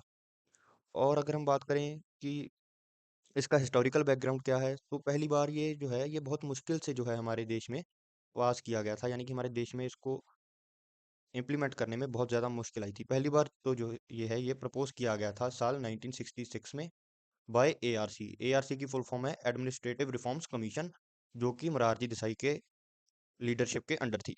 पर ये बार बार जो ये बिल है, यहाँ तो इसके अंदर कोई हिंड्रेंस यानी कि कोई रुकावट आ जाती थी, यहाँ तो ये पास नहीं हो पाता था। देखिए इतने जो साल हैं, 1968, 71, 77, 85, 89, 96, 98, 2001, 5 एंड 2008, इतने साल तो तक जो है ये बिल जो है पास नहीं हो सका था। और फिर 2011 में अन्ना हजारे ने एक जो है आंदोलन जो है, एक मूवमेंट जो है वो लोकपाल मूवमेंट शुरू की, लोकपाल को अपॉइंट करने के लिए। यानी कि ये जो है अपॉइंटमेंट हो, इसके लिए जो लोग थे इस मूवमेंट के जरिए जो लोग हैं वो जागरूक हुए, और उनके मन में ख्याल आया कि ये बात तो सही है, और जो पब्लिक डिमांड है वो बढ़ी। इसलिए जो लोकपाल और लोकयुक्त एक्ट है ये पास तो हो गया 2013 में, और इफेक्ट में आ गया 2014 में। पर इससे भी 5 साल बाद साल 2019 में जो है एक लोकपाल जो एक लोकपाल है उनको जो है अपॉइंट किया गया था। देखिए इसमें आप हम कह सकते हैं कि ये हमारी सरकार की कितनी बड़ी जो है वो नाकामी है कि इतनी लेट जो है एक लोकपाल को अपॉइंट किया गया। सो ये इसमें कुछ हम कह सकते हैं कि एक बुरी बात थी। अब हम बात करेंगे लोकपाल की कॉम्पोजिशन, उनकी अपॉइंटमेंट और उनका रोल क्या है, उनके पावर्स क्या हैं, उनके बारे में हम बात करेंगे। तो चलिए शुरू करते हैं। सबसे पहले हम कॉम्पोजिशन की बात करेंगे। सो जो लोकपाल है वो सेंट्रल लेवल पे काम करते हैं, यानी कि जो सेंट्रल लेवल पे जो मिनिस्टर्स हैं, जैसे कि मेंबर ऑफ पार्लियामेंट्स, और जो ग्रुप ए और बी लेवल के जो ऑफिसर्स हैं, उनके लिए सबसे पहले हम इसकी कॉम्पोजिशन की बात करेंगे। सो सबसे पहले जो है एक जो इसका चेयरपर्सन होना चाहिए, जो हम कह सकते हैं कि जो मेन जो है लोकपाल होंगे, और वो जो हेड होंगे। आपने एक काम करना है, अपने लोकपाल और अपनी स्टेट के जो लोकयुक्ता हैं उनका जो नाम है कमेंट में लिखना है। हम आपका पर्सनली रिप्लाई करेंगे। तो चलिए शुरू करते हैं। सो जो चेयरपर्सन है वो यहाँ तो होने चाहिए chief justice of India retired, यानी कि या वो किसी सुप्रीम कोर्ट के जज होने चाहिए, या कोई ऐसे आदमी होने चाहिए जिन्होंने कई अच्छी जगह पे सर्व किया है। और जो मैक्सिमम मेंबर्स हैं एक लोकपाल जो हम कह सकते हैं कमेटी में, उनका मैक्सिमम नंबर जो है वो 8 है, जिसमें जो 50% हैं वो जज होने चाहिए। यानी कि वो रिटायर्ड जज होने चाहिए, या वो अपनी जो पोजीशन है उसको रिजाइन करके यहाँ पे आ सकते हैं जब इनका नाम जो है रिकमेंड किया जाएगा। और उसमें भी 50% जो रिजर्वेशन है वो SC ST OBC वुमेन और मिनोरिटीज के लिए 50% सीट्स जो है रिजर्व हैं। वो इसलिए है क्योंकि ये minorities SC ST OBC women में कुछ ऐसे लोग आ जाते हैं जो हमारे हम कह सकते हैं हमारे समाज में जिन्होंने कुछ बहुत चीज़ें बुरी देखी हैं, या बहुत चीज़ें हम कह सकते हैं कि उन्होंने आम लोगों से जो हम जैसे कि हमारे पास प्रिविलेजेस हैं जिन लोगों के पास, उनसे जो उन्होंने ज़्यादा चीज़ें फेस की हैं, ज़्यादा स्ट्रगल किया है, तो वो जस्टिस सर्व कर पाएँ और जो आदमी अपनी प्रॉब्लम लेके आया है उसकी प्रॉब्लम को समझ सके। अब हम बात करेंगे कि इनकी अपॉइंटमेंट कैसे होती है लोकपाल की और उनके साथ वाले मेंबर्स की। तो इनको अपॉइंट तो जो है प्रेसिडेंट करते हैं, पर प्रेसिडेंट खुद अपॉइंट नहीं करते। इनके जो नाम है वो रिकमेंड किए जाते हैं। जहाँ तो इनके नाम रिकमेंड करने वाले लोग हैं prime minister, chief justice of India, या और सुप्रीम कोर्ट के जज, लोकसभा के स्पीकर, लीडर ऑफ अपोजिशन, या कोई ऐसे ज्यूरिस्ट जिनको जो है प्रेसिडेंट ने नॉमिनेट किया हो। वो ही जो है इनको प्रेसिडेंट को नाम देते हैं, और वो जो है प्रेसिडेंट उनमें से जो नाम है उनको सिलेक्ट करते हैं। अगर हम बात करें ज्यूरिडिक्शंस की कि लोकपाल जो है वो किन किन को करते हैं। सबसे पहला जो है जैसे कि प्राइम मिनिस्टर को कुछ एग्जम्पशंस हैं, क्योंकि प्राइम मिनिस्टर को बहुत सारी चीज़ों से डील करना पड़ता है, जैसे कि नेशनल सिक्योरिटी, फॉरेन रिलेशंस, और काफ़ी और चीज़ें जो सीक्रेट हैं जो आम लोगों तक नहीं पहुंच पाती। और लोकपाल जो है मिनिस्टर्स को, MPs को, ग्रुप ग्रुप ए और बी के ऑफिसर्स को, और कुछ ऐसे एनजीओस यानी कि कुछ नॉन गवर्नमेंटल ऑर्गेनाइजेशन जिनको 10 करोड़ से ज़्यादा की जो है फंडिंग मिल रही है, और मिल भी कहाँ से रही है, बाहरले मुल्क से, किसी और देश से। और इनको जो है रेगुलेट करना बहुत ज़्यादा ज़रूरी है, क्योंकि किसी और देश की फंडिंग जो है हमारे देश के लिए जो है वो डेंजरस भी साबित हो सकती है। और जो जस्टिस है और इन लोगों की ज्यूरिडिक्शन जो है, इनको हम कह सकते हैं कि इनके अगर खिलाफ कोई करप्शन का एक्ट है तो हम उसको लोकपाल जो है वो इन्वेस्ट देखते हैं। पर जो इन्वेस्टिगेशन है वो इन्वेस्टिगेटिव एजेंसीज ही इन्वेस्टिगेट करती हैं। ये सिर्फ अपना जो है, वहाँ पे हम कह सकते हैं कि ये सिर्फ एक तरह के जज हैं उनके लिए। अगर हम बात करें पावर और फंक्शंस की, तो ये अगर कोई करप्शन की कंप्लेन है, जिनके अब मैंने आपको ऊपर नाम बताए हैं, तो ये उनको इन्वेस्टिगेट करते हैं और अपनी जो राय देते हैं, अपना जजमेंट देते हैं। और ये जो है ये सीबीआई इन्वेस्टिगेशन भी ऑर्डर कर सकते हैं, इनके पास प्रोसिक्यूशन पावर्स भी हैं, और इनको कोई गवर्नमेंट अप्रूवल नहीं चाहिए किसी भी आदमी के खिलाफ जो है एक्शन लेने के लिए। अगर हम बात करें लोकयुक्ता की, जो स्टेट लेवल पे हैं, इनके जो चीज़ें हैं वो बिल्कुल सेम है, और जैसे कि लगभग सेम ही है जैसे कि स्टेट लेवल पे होती हैं। अगर हम इनकी कॉम्पोजिशन की बात करें, तो ये जो है स्टेट टू स्टेट वेरी करता है। और इसका जो चेयरमैन है, जो इसका लोकयुक्ता जो मेन चेयरमैन है उसका होता है, उसका वो या तो होना चाहिए, वो रिटायर्ड हाई जो कोर्ट है उसका चीफ जस्टिस होना चाहिए, और बाकी के मेंबर भी जो है वो जुडिशरी बैकग्राउंड से ही होने चाहिए। और इनकी अपॉइंटमेंट जो है वो गवर्नर करते हैं, और रिकमेंडेशंस होती हैं चीफ मिनिस्टर की, हाई कोर्ट के चीफ जस्टिस की, स्पीकर और लीडर ऑफ ऑपोजिशन की। अगर हम बात करें ज्यूरिडिक्शन की, तो जो ज्यूरिडिक्शन है इनकी, ये स्टेट लेवल पे सारे करप्शन केसेस देखते हैं, जिनमें आते हैं सीएम, मिनिस्टर, एमएलएज और एक स्टेट के गवर्नमेंट ऑफिशियल्स जो स्टेट गवर्नमेंट के अंडर आते हैं। अब आगे हम बात करें अगर इनकी पावर्स की और फंक्शंस की, तो ये जो है ये भी करप्शन केसेस और सेम ही देखते हैं, सब सेम है, पर इनकी जो पावर्स हैं वो स्टेट टू स्टेट वेरी करते हैं। कई स्टेट्स में तो लोकपाल के पास जो है अच्छी पावर है, पर ज़्यादातर स्टेट्स में इनके पास जो पावर है बहुत कम ही है। और ये जो है, अब अगर हम इनका थोड़ा सा डिफरेंस देख लें, तो वही है जो मैंने आपको बताया है। लोकपाल सेंटर लेवल पे काम करते हैं, लोकयुक्ता स्टेट लेवल पे काम करते हैं। और इस लोकपाल जो है वो 2013 एक्ट में जो है पास हुए थे, और लोकयुक्ता जो है वो स्टेट बाय स्टेट वेरी करते हैं। और लोकपाल जो है इनको प्रेसिडेंट अपॉइंट करते हैं, और लोकयुक्ता को गवर्नर अपॉइंट करते हैं। और ये जो है एडमिनिस्टर करते हैं PM minister, MPs, group A और बी के ऑफिसर्स। और लोकयुक्ता जो है वो सीएम, मिनिस्टर और एमएलए और बाकी स्टेट के जो भी ऑफिसर्स हैं उनको जो है एडमिनिस्टर करते हैं। अगर हम पावर की बात करें, तो लोकपाल के पास काफ़ी स्ट्रॉन्ग पावर्स हैं हम कह सकते हैं, पर इस सिस्टम में भी कई लूप होल्स हैं, और लोकयुक्ता जो है उनकी पावर जो है स्टेट बाय स्टेट वेरी करती है। अगर हम इनमें कुछ जो है वीक पॉइंट्स की, या जो हम कह सकते हैं कमज़ोर रगों की बात करें लोकपाल और लोकयुक्ता में, वो ऐसी हैं कि सबसे पहले है कि इनके पास कोई पावर नहीं है कि ये खुद जो है एक्शंस ले सकें या खुद इन्वेस्टिगेशन कर सकें। इनको जो है इन्वेस्टिगेशन जो है एजेंसीज पे, उन पे निर्भर रहना पड़ता है, जैसे कि हो गई पुलिस, विजिलेंस और सीबीआई। और अगर हम एक तरह से देखें, तो पुलिस और विजिलेंस तो एक हम कह सकते हैं कि स्टेट गवर्नमेंट के अंडर ही आती है, और सीबीआई को भी हम कह सकते हैं कि सीबीआई ऑफिसर्स को भी मैनिपुलेट कर सकते हैं मिनिस्टर्स, जिनकी जो करप्शन को एक तरह से हम कह सकते हैं पावरफुल और इन्फ्लुएंशियल लोगों की करप्शन रोकने के लिए ही ये चीज़ को स्थापित किया गया था। और पर जो इन्वेस्टिगेटिव एजेंसीज हैं इनको मैनिपुलेट किया जा सकता है और इन्फ्लुएंस किया जा सकता है अपनी पावर, और इनको डरा धमका के, या हम कह सकते हैं कि किसी तरह से रिश्वत देके। और इसमें जो है पीएम जो है उनको पार्शली जो है एग्जम्प्ट किया गया है। ये भी एक इसका ड्रॉबैक हो हम कह सकते हैं, पर उसके भी कई स्ट्रॉन्ग रीजंस हैं। और डिलेड अपॉइंटमेंट्स, इसके बारे में मैं आपको बता चुका हूँ कि 5 साल बाद साल 2019 में जो है लोकपाल को अपॉइंट किया गया था। अगर हम बात करें लोकयुक्ता जो है, उनको बहुत ही कम है, बहुत स्टेट्स में ये बहुत ही ज़्यादा वीक है। और सम और कुछ का तो जो मैकेनिज्म है वो बहुत ही ज़्यादा लूप होल वाला है और बहुत ही ज़्यादा वीक है। अगर हम बात करें इंपॉर्टेंस की, तो ये हम कह सकते हैं इसने जो है, और इनमें क्या चीज़ों की ज़रूरत है, इसमें जो है लोकपाल और लोकयुक्ता ने, इनको थोड़ी सी और आज़ादी चाहिए और ज़्यादा रिसोर्सेज चाहिए। जैसे कि इनके पास एक खुद की इन्वेस्टिगेटिव जो है एजेंसी होनी चाहिए, जिसके कारण जिसके थ्रू ये इन्वेस्टिगेट कर सकें और जो है जस्टिस लोगों को सर्व कर सकें। अगर हम बात करें कि फास्ट ट्रैकिंग इन्वेस्टिगेशंस होनी चाहिए, क्योंकि जो करप्शन केसेस हैं वो बहुत सारा टाइम कंज्यूम करते हैं और बहुत सारे लंबे समय तक चलते रहते हैं। और जो ज़्यादा से ज़्यादा यानी कि सभी स्टेट्स के पास जो है अपना एक लोकयुक्ता होना चाहिए, और उनके पास जो है अच्छी खासी पावर होनी चाहिए। और पब्लिक अवेयरनेस होनी चाहिए, ताकि जो सिटीजन्स है वो करप्शन के जो रिपोर्ट्स हैं वो यहाँ पर जो है फाइल कर सकें। अगर हम एग्जाम की पॉइंट्स की बात करें, तो लोकपाल और लोकयुक्त एक्ट जो है वो 2013 में पास हुआ था। लोकपाल जो है PM, minister, MPs, group A और बी के ऑफिसर्स को कवर करते हैं, और लोकयुक्ता जो है वो स्टेट को जो स्टेट लेवल पे काम करते हैं, और उनका कोई यूनिफॉर्म स्ट्रक्चर नहीं है, और वो स्टेट लेवल के ऑफिसर्स, मिनिस्टर्स और एमएलएस वगैरह को ही देखते हैं।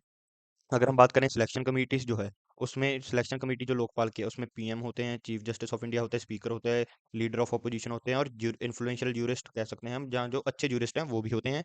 अगर हम बात करें लोकपाल जो है वो 2019 में अपॉइंट किए गए थे, 5 साल के डिले के बाद। आपने ये चीज़ को याद रखना है कि 5 साल के डिले के बाद जो है लोकपाल जो है अपॉइंट किए गए थे। अगर आप वीडियो को यहाँ तक देख रहे हैं तो आप हमारी पॉलिटी की सारी प्लेलिस्ट देख सकते हैं। हमारी जो पॉलिटी का सिलेबस है वो बहुत ही जल्द कवर होने वाला है, सिर्फ 2 वीडियोज़ और रहती हैं, फिर हमारी जो सारी की सारी पॉलिटी है एसएससी के लिए वो कंप्लीट हो जाएगी। इसलिए आप चैनल को सब्सक्राइब कर दें, वीडियो को लाइक कर दें और इसको अपने ज़्यादा से ज़्यादा दोस्तों के तक शेयर करें और कमेंट करके बताएं जो हमारे देश के लोकपाल हैं उनका नाम क्या है। अगर आपने वीडियो यहाँ तक देखी तो thank you. That's for today. So hello बच्चों, इस वीडियो में हम बात करेंगे प्राइम मिनिस्टर ऑफ इंडिया के बारे में और चीफ मिनिस्टर जो आपकी स्टेट्स का होता है। इन दोनों टॉपिक्स को हम कवर करेंगे, तो चलिए शुरू करते हैं बिना आपका टाइम वेस्ट की। हेड होता है वो होता है प्राइम मिनिस्टर, यानी कि सारी की सारी जो पावर्स हैं वो कहाँ रहती हैं, प्राइम मिनिस्टर के पास ही रहती हैं। और ये जो है ये नॉमिनल एग्जीक्यूटिव होते हैं, यानी कि जो असली पावर है, प्रेसिडेंट तो सिर्फ नाम के ही हैं जो गवर्नमेंट में होते हैं, जो असली पावर जो है वो प्राइम मिनिस्टर के पास ही होती है। यानी कि देखिए, सॉरी, मैंने प्रेसिडेंट जो है वो नॉमिनल एग्जीक्यूटिव तो प्रेसिडेंट होते हैं, पर जो असली पावर है, रियल एग्जीक्यूटिव अथॉरिटी, वो जो है वो प्राइम मिनिस्टर के पास ही होती है। यानी कि जो प्राइम मिनिस्टर का कहना है वो जो है प्रेसिडेंट वापस नहीं कर सकते, यानी कि उनकी बात को इग्नोर नहीं कर सकते या टाल नहीं सकते, यानी कि उनको रीअप्रूव के लिए तो कह सकते हैं पर उनकी बात जो है वो प्रेसिडेंट मना नहीं कर सकते। जो पीएम है वो काउंसिल ऑफ मिनिस्टर्स, यानी कि जो सबसे ज़्यादा, यानी कि जिनके पास इंपॉर्टेंट इंपॉर्टेंट जो है पोर्टफोलियोज होते हैं, यानी कि बड़े बड़े जो मंत्रालय, जैसे कि हमारे देश में रेलवे, टूरिज्म या आईटी, ये सब, इनको जो मिनिस्टर्स हैं जो कंट्रोल करते हैं, उनको जो पावर है वो भी पीएम देते हैं। और जो है इनको जो लीड है वो भी पीएम ही खुद करते हैं। सो अगर हम बात करें जो प्रोविजंस के बारे में प्राइम मिनिस्टर की, सो इसके रिलेटेड हमारे पास जो कॉन्स्टिट्यूशन में है तीन जो है इंपॉर्टेंट आर्टिकल्स हैं। आर्टिकल 74, 75 और 78 यही इंपॉर्टेंट है और यही आपको याद करने हैं। आर्टिकल 74 कहता है president act according to advice of council of ministers headed by prime minister. यानी कि जो प्रेसिडेंट है वो जो है वो अपने फैसले लेते हैं काउंसिल ऑफ मिनिस्टर्स की एडवाइस पे, जिनके जो हेड होते हैं वो पीएम होते हैं। और आर्टिकल 75 कहता है PM is appointed by president and remains in office as long as they enjoy confidence in Lok Sabha. यानी कि जो प्राइम मिनिस्टर हैं इनको अपॉइंट तो प्रेसिडेंट करते हैं और ये अपने ऑफिस में तब तक रहते हैं जब तक ये प्राइम मिनिस्टर हैं ये कॉन्फिडेंस एंजॉय करते हैं हमारी लोकसभा में। यानी कि अगर लोकसभा में हैं जो मेजर सीटें हैं वो या तो पीएम की पार्टी की हैं और या उनकी कोalition पार्टीज के मिलाकर वो हाफ से ज़्यादा हैं, तो जो है पीएम अपनी सीट पर रह सकते हैं। अगर उनके पास आधे से ज़्यादा सीट्स नहीं है लोकसभा में, डायरेक्ट या इनडायरेक्ट वे में, डायरेक्ट यानी कि उनकी ही पार्टी के पास आधी सीट्स हों, और इनडायरेक्ट यानी कि उनकी जो गठबंधन वाली सरकारें हैं उनके साथ मिलाकर उनकी आधी से ज़्यादा सीटें हों, तभी वो जो है सेंटर में पावर में रह सकते हैं। अगर उनके पास आधी सीटें नहीं है लोकसभा में तो जो एक प्रेसिडेंट का जो है अपनी जो सीट को है काबू में रखना, यानी कि और एक स्थिर सरकार बनाना बहुत ही मुश्किल हो जाता है। और आर्टिकल 78 कहता है PM's duty is to inform president about administration of country and legislative proposals. यानी कि एक पीएम की ये ड्यूटी होती है, यानी कि देश में जो भी कुछ चल रहा है, यानी कि एडमिनिस्ट्रेशन देश की और लेजिस्लेटिव, उसके बारे में प्रेसिडेंट को बताना। अब हम बात करेंगे अपॉइंटमेंट और टेन्योर के बारे में। सो जो प्रेसिडेंट है उसका जो प्रेसिडेंट को अपॉइंट तो जो है प्रेसिडेंट करते हैं, पर ये कहने को ही अपॉइंट करते हैं। असल में तो पीएम जो है ये जो पार्टी लोकसभा में है मेजोरिटी में है उसके जो लीडर होते हैं, यानी कि ये जो है एक पार्टी वो खुद डिसाइड करेगी। यानी कि अगर अब हमारे देश के जो प्रधानमंत्री हैं नरेंद्र मोदी, तो वो ये फैसला उनकी पार्टी का अंदरूनी मामला है, पर इनको ऑफिशियली जो है अपॉइंट वो प्रेसिडेंट ही करेंगे।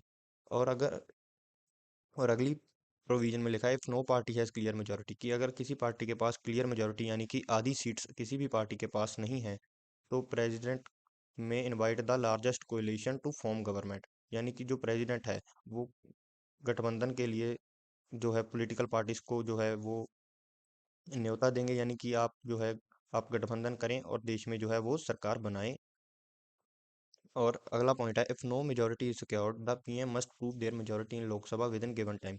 यानी कि अगर कोई मेजोरिटी सिक्योर नहीं हो रही है, गठबंधन सरकार बनने में जो है असफल असफल रह पा रहे हैं, जो भी अपनी सरकार बनाना चाहते हैं, यानी कि जो पार्टी अपना पीएम बनाना चाहती है वो, जैसे कि आप एग्जांपल के लिए ये समझ लीजिए अगर बीजेपी के पास बहुत कम सीट्स हैं और उनके साथ कोई पार्टी गठबंधन के लिए तैयार नहीं है, तो जो है हमारे प्रेसिडेंट वो एक जो है गिवन टाइम देंगे। उस गिवन टाइम के अंडर जो है पीएम उसको अपनी जो है मेजोरिटी जो है लोकसभा में वो प्रूव करनी होगी। और जो टेन्योर है प्रेसिडेंट का जो है कोई भी टेन्योर जो है फिक्स नहीं होता। वैसे तो इलेक्शंस जो हैं हर 5 साल के बाद होते हैं, पर अगर हम बात करें टेन्योर की, वो फिक्स नहीं होता जब तक कि जो है हमारे जो प्रेसिडेंट सॉरी प्राइम मिनिस्टर हैं वो जब तक लोकसभा में रहेंगे तब तक, जब तक उनके पास लोकसभा में कॉन्फिडेंस है, यानी कि उनके पास आधी से ज़्यादा सीट्स हैं। जैसे कि अब मोदी जी तीसरी बार जो है प्राइम मिनिस्टर बने हैं हमारे देश के। अब हम बात करेंगे जो प्राइम मिनिस्टर है उसकी फंक्शंस और पावर्स के बारे में। सबसे पहले हम बात करेंगे एग्जीक्यूटिव पावर्स की। सो जो हमारा प्राइम मिनिस्टर होता है वो काउंसिल ऑफ मिनिस्टर्स को जो है असाइन और रीशफल करता है उनके पोर्टफोलियोज। पोर्टफोलियोज क्या होता है, अगर आपको नहीं पता मैं बता दूं। पोर्टफोलियोज कहा जाता है मिनिस्ट्रीज को। जैसे कि इंफ्रास्ट्रक्चर की मिनिस्ट्री है, रेलवे की मिनिस्ट्री है, या आप कह सकते हैं कि और जैसे कि टूरिज्म की मिनिस्ट्री है। ये सभी पोर्टफोलियो है जो कुछ जीतने वाले एमपीज में से जिनकी ज़्यादा इन्फ्लुएंस होगी पार्टी में, उनको जो है ये बांटे जाते हैं पीएम के द्वारा। और इस और इन्हीं को मिलाकर कहा जाता है काउंसिल ऑफ मिनिस्टर्स। और इसकी की पूरी पावर जो है वो प्राइम मिनिस्टर के पास होती है, यानी कि प्राइम मिनिस्टर का फैसला होता है कि ये कोई भी पोर्टफोलियो किसी को भी दे सकते हैं, और किसी से भी ये जो है उनका पोर्टफोलियो वापस ले सकते हैं और किसी को भी दे सकते हैं, और यानी कि किसी को एक्सचेंज भी कर सकते हैं। ये की पूरी पावर जो है प्राइम मिनिस्टर के पास है। और ये सभी के सभी मंत्रियों को जो है डायरेक्ट करते हैं, सुपरवाइज करते हैं और उनकी मदद करते हैं, यानी कि ये सबके ऊपर नजर रखते हैं। और इनके पास जो है वो पावर भी है recommend the dismissal of any ministry to the president. और जो प्राइम मिनिस्टर है वो एक लिंक की तरह जो है काम करते हैं मिनिस्ट्रीज के बीच में और जो है प्रेसिडेंट के बीच में। अब हम अगर लेजिस्लेटिव पावर्स की बात करें तो जो है जो एक प्रेसिडेंट सॉरी जो प्राइम मिनिस्टर है उनको लीडर ऑफ लोकसभा भी कहा जाता है अगर वो लोकसभा के मेंबर हैं। वरना तो वो राज्यसभा के मेंबर भी जो है वो बन सकते हैं हमारे देश में प्राइम मिनिस्टर। पर अगर वो लोकसभा में से एक सीट जीते हुए हैं, जैसे कि मोदी जी इलेक्शन कंटेस्ट करके लोकसभा से जो है इलेक्शन लड़ रहे हैं, तो अगर वो वहाँ पे मेंबर हैं तो वो जो हैं वो उनको लीडर ऑफ लोकसभा कहा जाएगा। आज के समय में हमारे जो लीडर ऑफ लोकसभा है वो है मोदी जी, और जो लीडर ऑफ ऑपोजिशन है वो है राहुल गांधी। और अगली लेजिस्लेटिव पावर है इनकी advise the president to someone और डिसॉल्व लोकसभा, यानी कि लोकसभा का जो सेशन है उसको बिठाने के लिए और उसको डिसॉल्व करने के लिए जो रिकमेंडेशन है वो प्राइम मिनिस्टर ही देते हैं। और इनका जो प्राइम मिनिस्टर का जो क्रूशियल रोल होता है वो लॉ मेकिंग और पॉलिसी फॉर्मेशन में भी होता है, यानी कि हमारे देश में कोई भी नया कानून जो बन रहा है और कोई भी नई पॉलिसी, उसके अंदर जो है मेजर जो है इन्फ्लुएंस वो होती है प्राइम मिनिस्टर की। और उनकी सलाह जो है बहुत ही ज़्यादा इन्फ्लुएंस रखती है, क्योंकि अगर वो प्राइम मिनिस्टर हैं तो ऑब्वियस सी बात है वो सबसे ज़्यादा जो है पावरफुल और पोटेंशियल वाले लीडर होंगे सारे हमारे जो हैं एमपीज में से, जो मेंबर ऑफ पार्लियामेंट हैं। अगर हम बात करें फाइनेंशियल पावर्स की, तो जो हमारे प्राइम मिनिस्टर है वो रूलिंग पार्टी के हेड तो हैं ही, तो वो है जो सारी कंट्रोल करेंगे फाइनेंशियल पॉलिसीज़ को। और वो ही जो है फाइनेंस मिनिस्टर को जो है अपॉइंट करेंगे, और इसलिए जो है यूनियन बजट में भी उनका जो है बहुत ही बड़ा कंट्रीब्यूशन होता है। अगर हम बात करें डिप्लोमेटिक और फॉरेन अफेयर्स की, तो जो हमारे देश के प्राइम मिनिस्टर है वो ही इंडिया को जो है रिप्रेजेंट करते हैं ग्लोबल लेवल पे। और अगर एक अच्छा आदमी जो है, यानी कि अगर एक इन्फ्लुएंशियल आदमी एक देश को रिप्रेजेंट करेगा तो वो देश की इमेज भी वैसी ही लगेगी। जैसे कि पुतिन को ऑनलाइन शो किया जाता है कि वो बहुत ही ज़्यादा जो है एक पावरफुल आदमी है। तो इसलिए रशिया की जो इमेज है सबकॉन्शियसली आपके माइंड में, यानी कि आपको लगता है कि रशिया भी पावरफुल देश ही है। और जो प्राइम मिनिस्टर है वो ही सभी देशों के जो है मंत्रियों के साथ फॉरेन रिलेशंस बनाते हैं। कुछ भी ट्रीटीज और एग्रीमेंट्स हैं उसके अंदर भी उनका जो प्राइम मिनिस्टर का है क्रूशियल रोल होता है। और अगर इमरजेंसी में जो इमरजेंसी लगाने में ही प्राइम मिनिस्टर का बहुत ही बड़ा जो हम कह सकते हैं रोल होता है, पूरी इन्फ्लुएंस होती है उन्हीं के कहने पर जो है प्राइम प्रेसिडेंट जो है इमरजेंसी लगाते हैं। जैसे कि इंदिरा गांधी जो कि अपनी हमारी जैसे कि इंदिरा गांधी थी, वो हमारी आज तक की ओनली एंड ओनली वुमेन, यानी कि आज तक की सिर्फ इकलौती महिला प्राइम मिनिस्टर हैं। उन्होंने एक बार इमरजेंसी लगाई थी जिसके लिए वो बहुत ही ज़्यादा बदनाम भी हुए और जो उनके डाउनफॉल का कारण भी बना। अगर हम बात करें प्राइम मिनिस्टर के रेजिग्नेशन और रिमूवल की, प्राइम मिनिस्टर अपना जो रेजिग्नेशन है वो प्रेसिडेंट को सबमिट कर सकते हैं। पर एक और तरीका भी है, अगर उनके खिलाफ जो है लोकसभा में नो कॉन्फिडेंस मोशन जो है पास हो जाए, तो प्राइम मिनिस्टर को खुद रिजाइन करना ही होगा। अगर हम बात करें इंपॉर्टेंट फैक्ट्स की, इनमें कुछ ज़्यादा नहीं है, इनमें हमारे प्राइम मिनिस्टर के बारे ही में ही है। जो हमारे पहले प्राइम मिनिस्टर थे वो जवाहरलाल नेहरू थे, और वो सबसे ज़्यादा उन्होंने जो है सबसे ज़्यादा वो प्राइम मिनिस्टर के पद पर रहे थे 17 साल तक। और जो सबसे छोटा जो है टेन्योर था हमारे पीएम का, वो था गुलजारी लाल नंदा का, सिर्फ 13 दिन तक ही वो पीएम रहे थे। और इंदिरा गांधी सिर्फ हमारी आज तक की सिर्फ इकलौती जो है वो महिला जो प्रधानमंत्री वो इंदिरा गांधी बनी थी।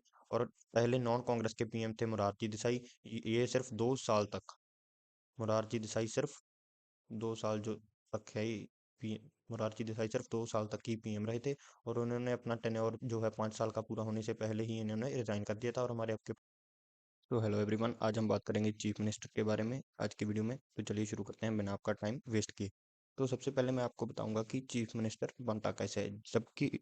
जब आपकी जो स्टेट है या आपकी कोई यूनियन टेरिटरी है, अगर आपकी यूनियन टेरिटरी में फॉर एग्जांपल अगर दिल्ली है, वहाँ पर अगर इलेक्शन होते हैं, तो जो आपके इलाके का एमएलए जीतते हैं वो अलग अलग पार्टी के होते हैं। और जिस पार्टी के पास सबसे ज़्यादा एमएलए होते हैं, यानी कि आधे से ज़्यादा जिस पार्टी के पास जो एमएलए होते हैं, उस पार्टी का जो लीडर होता है या जिसके पास इन्फ्लुएंस ज़्यादा होती है, वो जो है सीएम बनता है। और वो सीएम ही होता है एक स्टेट का जो हेड, यानी कि उस स्टेट का सबसे बड़ा जो है मिनिस्टर, वो एक चीफ मिनिस्टर बनता है सभी के सभी मेंबर ऑफ लेजिस्लेटिव असेंबलीज में से। और वैसे तो कहने को जो है कॉन्स्टिट्यूशनल हेड जो एक स्टेट का गवर्नर होता है, जैसे कि हमारे सेंटर में जो है प्रेसिडेंट होता है, पर जो असली पावर है वो सीएम के पास होती है। जैसे कि आप देखिए, पीएम और ये रहा सीएम, ये दोनों सेम है। ये है सेंट्रल गवर्नमेंट में और ये है स्टेट गवर्नमेंट में। और इसके पास है एक फालतू का आदमी, प्रेसिडेंट।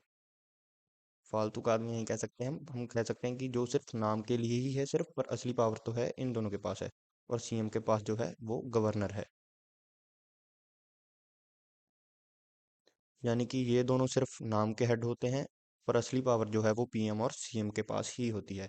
सीएम जो है स्टेट लेवल पे होता है और पीएम जो है वो सेंट्रल लेवल पे होता है।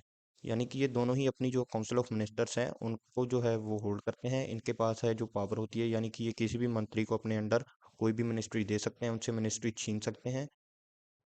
ये दोनों के जो फंक्शंस है बिल्कुल सेम है, बस फर्क तो है सिर्फ ये आर्टिकल्स का। और आपने ये आर्टिकल्स को याद रखना है। मैं आपको सिर्फ इंपॉर्टेंट आर्टिकल्स ही करवाऊंगा। तो आइए हम सीएम के जो इंपॉर्टेंट आर्टिकल्स हैं उनकी बात करते हैं।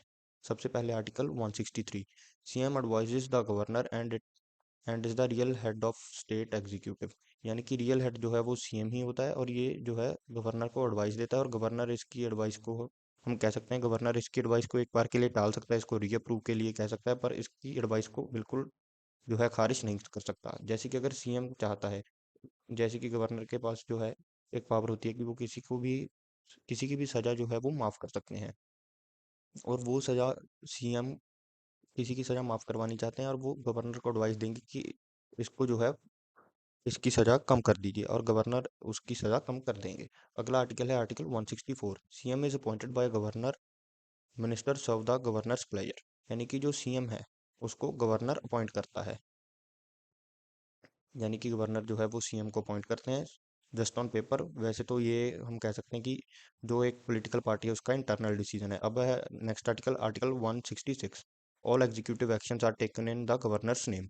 यानी कि सारे के सारे जो एग्जीक्यूटिव एक्शंस हैं वो सारे के सारे काम गवर्नर के नाम पर ही होते हैं। और आर्टिकल 167 कहता है कि जो भी सीएम कुछ भी अपनी जो स्टेट के लिए कोई भी बड़ा डिसीजन, यानी कि जैसे आप सोचिए कि आपकी जो स्टेट के सीएम है वो आपका जो बिजली का बिल है उसको कम करना चाहते हैं। यानी कि आपको 1 यूनिट, मान लीजिए, वैसे मुझे इसके बारे में नॉलेज नहीं है, 1 यूनिट फॉर एग्जांपल आप मान लीजिए आपको 2 रुपए मिल रही है, और आपके जो सीएम है वो इस यूनिट को 1 रुपीज़ करना चाहते हैं। तो इसके बारे में पहले उनको गवर्नर को समझाना होगा और उनको इन्फॉर्म करना होगा। और अब आते हैं हम सीधा आर्टिकल 174 पे। इसमें लिखा गया है कि CM advices governor on summoning and dissolving the legislative assembly. यानी कि लेजिस्लेटिव असेंबली को बुलाने के लिए और वापस भेजने के लिए जो सीएम है वो गवर्नर को कहते हैं, और गवर्नर ऑर्डर देते हैं आगे। अब हम बात करेंगे आर्टिकल 161 की। ये कहता है governor can grant pardons on CM's advice. ये मैं आपको बता चुका हूँ, यानी कि जो गवर्नर है वो किसी की सज़ा माफ़ कर सकते हैं सीएम के कहने पे। अब हम आते हैं सीधा आर्टिकल 356 में, जिसके बारे में आपको पता भी होगा, president rule can be imposed in case of failure of state government governance. यानी कि अगर आपके सीएम जो हैं आपकी स्टेट के, वो जो है, हम कह सकते हैं कि वो स्टेट में जो है हमारा कॉन्स्टिट्यूशनल स्ट्रक्चर है, यानी कि अमन कानून या स्टेट को अच्छे से चला नहीं पा रहे, और अपनी जो स्टेट में है बहुत ही ज़्यादा अफड़ा तफड़ी मची हुई है, तो स्टेट में जो है प्रेसिडेंट जो है वो गवर्नर का, यानी कि वो सीएम की पावर खत्म करके गवर्नर को ही स्टेट का जो मेन हम कह सकते हैं हेड बना सकते हैं। अब हम बात करेंगे अपॉइंटमेंट और टेन्योर की। अपॉइंटमेंट का तो मैंने आपको बताया ही कि इनको सिर्फ ऑन पेपर जो है गवर्नर अपॉइंट करते हैं, पर usually the leader of majority party in state assembly, यानी कि स्टेट असेंबली में जिस पार्टी के पास सबसे ज़्यादा सीट्स होंगी उसका ही जो लीडर है वो सीएम बनेगा। और सीएम की कोई हम कह, इलेक्शन जो है, इलेक्शन तो हर 5 साल बाद होते हैं, पर कोई फिक्स टर्म नहीं होती। जो एक सीएम है वो अपने ऑफिस में तब तक रह सकता है जब तक उसके पास उसकी पार्टी की मेजोरिटी सपोर्ट है। और अब हम बात करेंगे कि इनकी कुर्सी कैसे खाली होती है। यहाँ तो ये है कि वो केजरीवाल की तरह अगले इलेक्शन आ जाएं, या उनके उनकी पार्टी के पास मेजोरिटी सीट्स ना आए। और दो कारण और भी हैं, यानी कि यहाँ तो उनको जो है वो कॉन्फिडेंस लूज करते हैं, यानी कि कुछ जो उनकी पार्टी के एमएलए हैं वो उनका सपोर्ट जो है वो बंद कर दें, और यहाँ वो खुद ही जो है अपना रेजिग्नेशन लेटर गवर्नर को देके खुद रिजाइन कर दें। और अगर उनके पास पूरा कॉन्फिडेंस ही नहीं है लेजिस्लेटिव असेंबली में, यानी कि उनके पास इनफ एमएलए नहीं है अपनी मेजोरिटी प्रूव करने के लिए, तो उनको मजबूरन खुद ही रिजाइन करना होगा, यानी कि उनकी कुर्सी खुद चली जाएगी, इसमें वो कुछ नहीं कर सकते। अब हम बात करेंगे पावर्स और फंक्शंस के बारे में। अब हम पहले बात करेंगे एग्जीक्यूटिव पावर्स की। देखिए, जो सीएम है वो हेड होता है एक स्टेट का, और सारी की सारी एडमिनिस्ट्रेशन, सारी की सारी मिनिस्ट्रीज को वो खुद ओवरसी करता है। और जो सीएम के पास ही पावर होती है कि वो किस मंत्री को कौन सी मिनिस्ट्री दे, और वो मिनिस्ट्री किसी से छीन के किसी को भी दे सकता है, और कैसे भी जो है इंटरचेंज कर सकता है मिनिस्ट्रीज। अब हम बात करें, और ये तीसरी एग्जीक्यूटिव पावर है, यानी कि अगर जैसे कि आप मान लीजिए दिल्ली का जो पुराना सीएम था वो था केजरीवाल, अगर उसने यूनियन गवर्नमेंट यानी कि सेंट्रल गवर्नमेंट से कोई भी बातचीत करने जानी थी, तो दिल्ली गवर्नमेंट को जो रिप्रेजेंट करेगा वो केजरीवाल करेगा यूनियन गवर्नमेंट के सामने। अब हम बात करेंगे लेजिस्लेटिव पावर्स की। यानी कि लेजिस्लेटिव पावर्स क्या है, ये गवर्नर को एडवाइस देते हैं कि कब जो है लेजिस्लेटिव असेंबली उसको बुलाना है और कब उसको डिसॉल्व करना है। और यही जो है बिल्स और पॉलिसीज को लेजिस्लेचर में इंट्रोड्यूस करते हैं सीएम। और जो स्टेट की जो पॉलिसी मेकिंग है और कुछ भी बड़े कानून लाने हैं, उसमें बहुत ही बड़ी जो इन्फ्लुएंस है और बहुत ही बड़ा रोल जो है वो एक सीएम का होता है। अब हम बात करेंगे फाइनेंशियल पावर्स की। जैसे कि जो सीएम के ऊपर ही मेन जो है वो बर्डन होता है स्टेट के बजट प्रिपरेशन का और फाइनेंशियल प्लानिंग का, और स्टेट का सारा एक्सपेंडिचर और टैक्सेशन पॉलिसीज को भी एक सीएम ही कंट्रोल करता है। और अगर हम बात करें जुडिशियल पावर्स की, वैसे तो इसमें अगर किसी को यूनियन अगर किसी को हाई कोर्ट का जज की अपॉइंटमेंट में वैसे तो यूनियन गवर्नमेंट का बड़ा रोल होता है, पर जज के जो नाम है वो जो है सीएम ही रिकमेंड करते हैं। और advice governor on pardon sentences, यानी कि आर्टिकल 161 के तहत अगर सीएम गवर्नर को जो है एडवाइस कर सकता है कि आप अगर किसी की सज़ा जो है वो कम कर दीजिए या माफ़ कर दीजिए। अब हम बात करेंगे सीएम और गवर्नर के रिलेशंस के बारे में। गवर्नर इज कॉन्स्टिट्यूशनल हेड, यानी कि जो गवर्नर है वो एक कॉन्स्टिट्यूशनल हेड है, पर जो असली एग्जीक्यूटिव है जिसके पास असली पावर है वो तो सीएम ही है। सीएम एडवाइस गवर्नर ऑन की मैटर्स, यानी कि जो सीएम है वो गवर्नर को बहुत सी चीज़ों पे एडवाइस करता है। और जो अगला जो तीसरा पॉइंट है वो है कि सीएम मस्ट इन्फॉर्म, यानी कि उसके लिए कंपलसरी है गवर्नर को सारे के सारी ज़रूरी गवर्नमेंट डिसीजंस के बारे में बताना एक गवर्नर को, और ये आता है आर्टिकल 167 के अंडर। और in case of political instability governor can recommend president rule, यानी कि अगर एक स्टेट में, जैसे कि मैंने आपको बताया कि स्थिरता नहीं है और हालात बहुत ही ज़्यादा खराब हो रहे हैं, तो गवर्नर जो है प्रेसिडेंट को कह के प्रेसिडेंट रूल एक स्टेट में लगा सकता है, जो आता है आर्टिकल 356 में। अब हम बात करेंगे रिमूवल ऑफ सीएम की, जिसकी बात हम पहले भी कर चुके हैं, यानी कि जहाँ तो वो मेजोरिटी जो है वो लूज कर दें, या उनके उसके खिलाफ जो है नो कॉन्फिडेंस मोशन जो है असेंबली में पास हो जाए। और यहाँ अगर स्टेट में प्रेसिडेंट रूल लग चुका है तो गवर्नर जो है वो सीएम को रिमूव कर सकता है। अब हम दो जो है इंपॉर्टेंट चीज़ों के बारे में बात करेंगे। इसमें एक अमेंडमेंट है और एक जो है एक केस है। सो जो पहली अमेंडमेंट है वो है 42nd एंड 44th अमेंडमेंट। ये जो है सीएम और गवर्नर की जो है पावर्स उनको डिफाइन करती है, ताकि जो हमारे देश का फेडरल स्ट्रक्चर है और जो हमारी यूनियन गवर्नमेंट और जो स्टेट गवर्नमेंट, इनके जो रोल्स हैं वो थोड़े से डिफाइन रहें। और एस आर भूमाई केस है, यानी कि जो एस आर भूमाई थे, ये थे कर्नाटका के सीएम। और जो हमारी यूनियन गवर्नमेंट है उसने प्रेसिडेंट रूल लगा के इनकी सरकार को जो है भंग कर दिया था। और उसके बाद जो हुआ, ये ये जो थे एस आर भूमाई, ये कोर्ट चले गए थे और उसके और इन और इन्होंने जो था गवर्नर को कहा था कि मेरी एक बार मेजोरिटी चेक कर लीजिए आप असेंबली में। पर जो है गवर्नर ने इनको इनकार कर दिया था। यानी कि जो गवर्नर थे और प्रेसिडेंट थे, उन्होंने अपनी जो पावर्स का मिसयूज किया था, और इसलिए इसके बाद जो है सुप्रीम कोर्ट ने कहा था कि जो आर्टिकल 356 है, जिसकी हम यहाँ पर ऊपर बात करके आए हैं, यानी कि governor in case of political instability governor can recommend president rule, इसके अंदर जो है सीएम की जो मेजोरिटी है उसको असेंबली में टेस्ट करना जो है ज़रूरी कर दिया गया था, ताकि जो सेंटर यानी कि यूनियन गवर्नमेंट में कुछ लोग हैं वो अपनी पावर का जो है गलत इस्तेमाल ना करें और स्टेट को। और अब हम बात करेंगे role of CM in crisis management. यानी कि अगर एक स्टेट में कुछ भी जो बुरी हालात आते हैं या कुछ भी गलत हो रहा होता है, उसके अंदर सीएम का रोल क्या होता है। यानी कि अगर कुछ भी, जैसे कि आपके स्टेट में कोई भी नेचुरल डिजास्टर आ गया, या लॉ एंड ऑर्डर का इशू है, या इकोनॉमिक क्राइसिस आ गई, यानी कि स्टेट के ऊपर जो है कर्ज बहुत ज़्यादा है और रेवेन्यू बहुत कम है, तो सबके लिए जिम्मेवार जो होता है वो सीएम होता है। और ये जो है सेंट्रल गवर्नमेंट के साथ अकॉर्डेंस भी, यानी कि कोऑर्डिनेट जो करता है, क्योंकि ये जो होता है एक स्टेट का सीएम ही ये एक रिप्रेजेंटेटिव होता है। और पब्लिक वेलफेयर स्कीम्स को इफेक्टिवली इंप्लीमेंट करने के लिए जिम्मेवार भी सीएम ही होता है। This is all for today's video.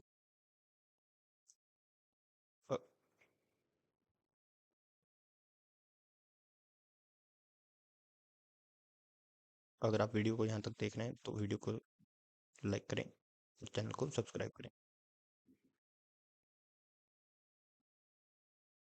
तो हेलो बच्चों, आज की हमारी वीडियो होगी गवर्नर के ऊपर। इसमें हम डिस्कस करेंगे गवर्नर की पावर्स, फंक्शन और अपॉइंटमेंट्स। चलिए शुरू करते हैं बिना आपका टाइम वेस्ट किए। सो जो गवर्नर होता है वो कुछ नहीं होता, जैसे कि जो प्रेसिडेंट है इंडिया का, वो ही सेम टू सेम एक स्टेट का गवर्नर है। इनकी जो पावर्स हैं पांच, जो मैंने आपको डिफरेंट पावर्स प्रेसिडेंट वाली वीडियो में समझाई थी, वही सेम तरह की पावर्स हैं मिलती जुलती जो गवर्नर के पास होती हैं। गवर्नर भी एक स्टेट का जो है कॉन्स्टिट्यूशनल हेड होता है और इसको अपॉइंट भी प्रेसिडेंट करता है। तो आइए अब हम बात करते हैं इस गवर्नर के अपॉइंटमेंट और टेन्योर के बारे में। अगर आप हमारे चैनल पर नए हैं तो चैनल को सब्सक्राइब कर लीजिए और वीडियो को लाइक कर दीजिए। सो देखिए, जो गवर्नर है, गवर्नर की अपॉइंटमेंट जो होती है वो प्रेसिडेंट के द्वारा होती है अंडर आर्टिकल 155। देखिए, आर्टिकल 155 के अंडर जो है प्रेसिडेंट जो है अपॉइंट किया जाता है, जो एक एग्जीक्यूटिव हेड होता है स्टेट का। और वो अपना जो ऑफिस होल्ड करता है वो करता है आर्टिकल 156 के under, hold office during the pleasure of the president. यानी कि प्रेसिडेंट के अंडर जो है गवर्नर हायरार्की में आता है। यानी कि जो देखिए, अगर ये प्रेसिडेंट है, प्रेसिडेंट जो है वो सेंटर में, यानी कि हम कह सकते हैं ये नेशन के लेवल पे है, यानी कि देश के लेवल पे है। और प्रेसिडेंट के अंडर जो है गवर्नर आते हैं। और जो गवर्नर के थ्रू जो है प्रेसिडेंट एक स्टेट के ऊपर जो है अपना कंट्रोल रखता है, और अपनी जो है सुपरविजन एक स्टेट के ऊपर गवर्नर के थ्रू ही रखता है। और अब हम बात करें गवर्नर के टेन्योर की, तो कुछ ऐसा खास जो है फिक्स टर्म नहीं है कोई, पर ये ज़्यादातर जो है 5 साल तक जो है सर्व करते हैं। पर अगर प्रेसिडेंट चाहें तो इनकी किसी गलती के कारण इनको अपने टेन्योर से पहले भी प्रेसिडेंट जो है रिमूव कर सकते हैं। और अगर इनको खुद रिजाइन करना है तो जो ये प्रेसिडेंट को ही अपना जो है रेजिग्नेशन जो है सबमिट करके खुद रिजाइन कर सकते हैं। अगर आप गवर्नर बनना चाहते हैं, गवर्नर की जो क्वालिफिकेशंस हैं वो आती हैं आर्टिकल 157 और आर्टिकल 158। तो उसके लिए क्वालिफिकेशंस बहुत ही सिंपल हैं। जो एक आदमी है वो इंडिया का सिटीजन होना चाहिए, यानी कि इंडिया का नागरिक होना चाहिए। और उम्र 35 साल होनी चाहिए कम से कम। और जो है वो किसी भी स्टेट से, यानी कि मेंबर ऑफ पार्लियामेंट नहीं जीता होना चाहिए, या मेंबर ऑफ लेजिस्लेटिव असेंबली नहीं होना चाहिए। यानी कि वो ना तो एमपी हो, ना एमएलए हो, और वो कोई भी ऑफिस ऑफ प्रॉफिट जो है होल्ड नहीं कर सकता, यानी कि जिस चीज़ को वो बाद में मिस यूज कर सके अपनी पावर मिलने के बाद। अब हम बात करेंगे गवर्नर की पावर्स की। जो एग्जीक्यूटिव पावर्स हैं वो आती हैं आर्टिकल 154, 63 एंड 64 के अंडर। सो ये जो पावर्स हैं, ये गवर्नर के पास जो है 5 तरह की पावर्स हैं। और ये पावर्स जो है बिल्कुल सेम टू सेम है प्रेसिडेंट की तरह। तो चलिए अब हम शुरू करते हैं। अगर आप प्रेसिडेंट की वीडियो देखना चाहते हैं तो हमारी पॉलिटी की प्लेलिस्ट में जाके देख सकते हैं। सो देखिए, governor is executive head of state, और जो प्रेसिडेंट होता है वो है executive head of a country, यानी कि इंडिया का। All executive actions are taken on his or her name, यानी कि जो भी एग्जीक्यूटिव एक्शंस हैं जो एक स्टेट में हो रहे हैं, जैसे कि आप अगर पंजाब से हो, हरियाणा से हो, हिमाचल से हो, जो भी एग्जीक्यूटिव एक्शंस हैं वो जो है प्रेसिडेंट के नेम पे ही होंगे, और आप अपनी स्टेट का जो प्रेसिडेंट है उसका नाम जो है कमेंट में बताएं। अब देखिए यहाँ पे है, ये शपथ दिलवाते हैं, यानी कि जो सीएम है, वैसे तो ये एक इंडिविजुअल यानी कि ये एक पार्टी का फैसला होता है कि एक पार्टी में से किसको सीएम बनाना है, पर जो है ये सिर्फ एक हम कह सकते हैं कि नाम के लिए ही अपॉइंट करते हैं कि इसको अपॉइंट किया गया है। इसी तरह ये जो एक स्टेट का इलेक्शन कमिश्नर होता है और एक एडवोकेट जनरल, इन तीनों को जो है प्रेसिडेंट सॉरी गवर्नर जो है वो है अपॉइंट करते हैं, यानी कि एडवाइस लेकर दूसरे लोगों की, या तो वो एडवाइस किसी और मिनिस्टर की हो सकती है या प्रेसिडेंट की हो सकती है। और ये जो है प्रेसिडेंट रूल जो है रिकमेंड भी कर सकते हैं अगर जो है कॉन्स्टिट्यूशनल स्ट्रक्चर जो है किसी स्टेट में जो बहुत ही ज़्यादा फेल हो चुका है। अब हम बात करेंगे लेजिस्लेटिव पावर्स की, जो आती हैं आर्टिकल 168 और 213 के बीच बीच में। सो जो पहली लेजिस्लेटिव पावर है वो है कि ये समन और डिसॉल्व कर सकते हैं स्टेट लेजिस्लेटिव असेंबली, यानी कि एक स्टेट की विधानसभा। आपने देखा होगा जो आपकी स्टेट या यूनियन टेरिटरी की जो, अगर आप दिल्ली से हैं, वहाँ पे जब आपके जो सारे एमएलएज हैं एक जगह पे बहस कर रहे होते हैं, कुछ डिस्कशंस कर रहे होते हैं, उसको बुलाना और उसको इनको वापस घर भेजना, ये जो पावर है ये होती है गवर्नर के पास। और जो पहला सेशन होता है, यानी कि जो पहला सेशन होगा दिल्ली में, यानी कि अब वहाँ पे इलेक्शंस हुए हैं, वो पहला सेशन भी अब गवर्नर ही बुलाएंगे, जिसमें होगा एक बीजेपी का सीएम और कुछ जो है बाकी पार्टियों से जो जो जीते हैं वो। अब ये जो एंग्लो इंडियन कम्युनिटी की रिजर्वेशन है ये जो है ये अब रद्द कर दी गई है, ये अब वैलिड नहीं है।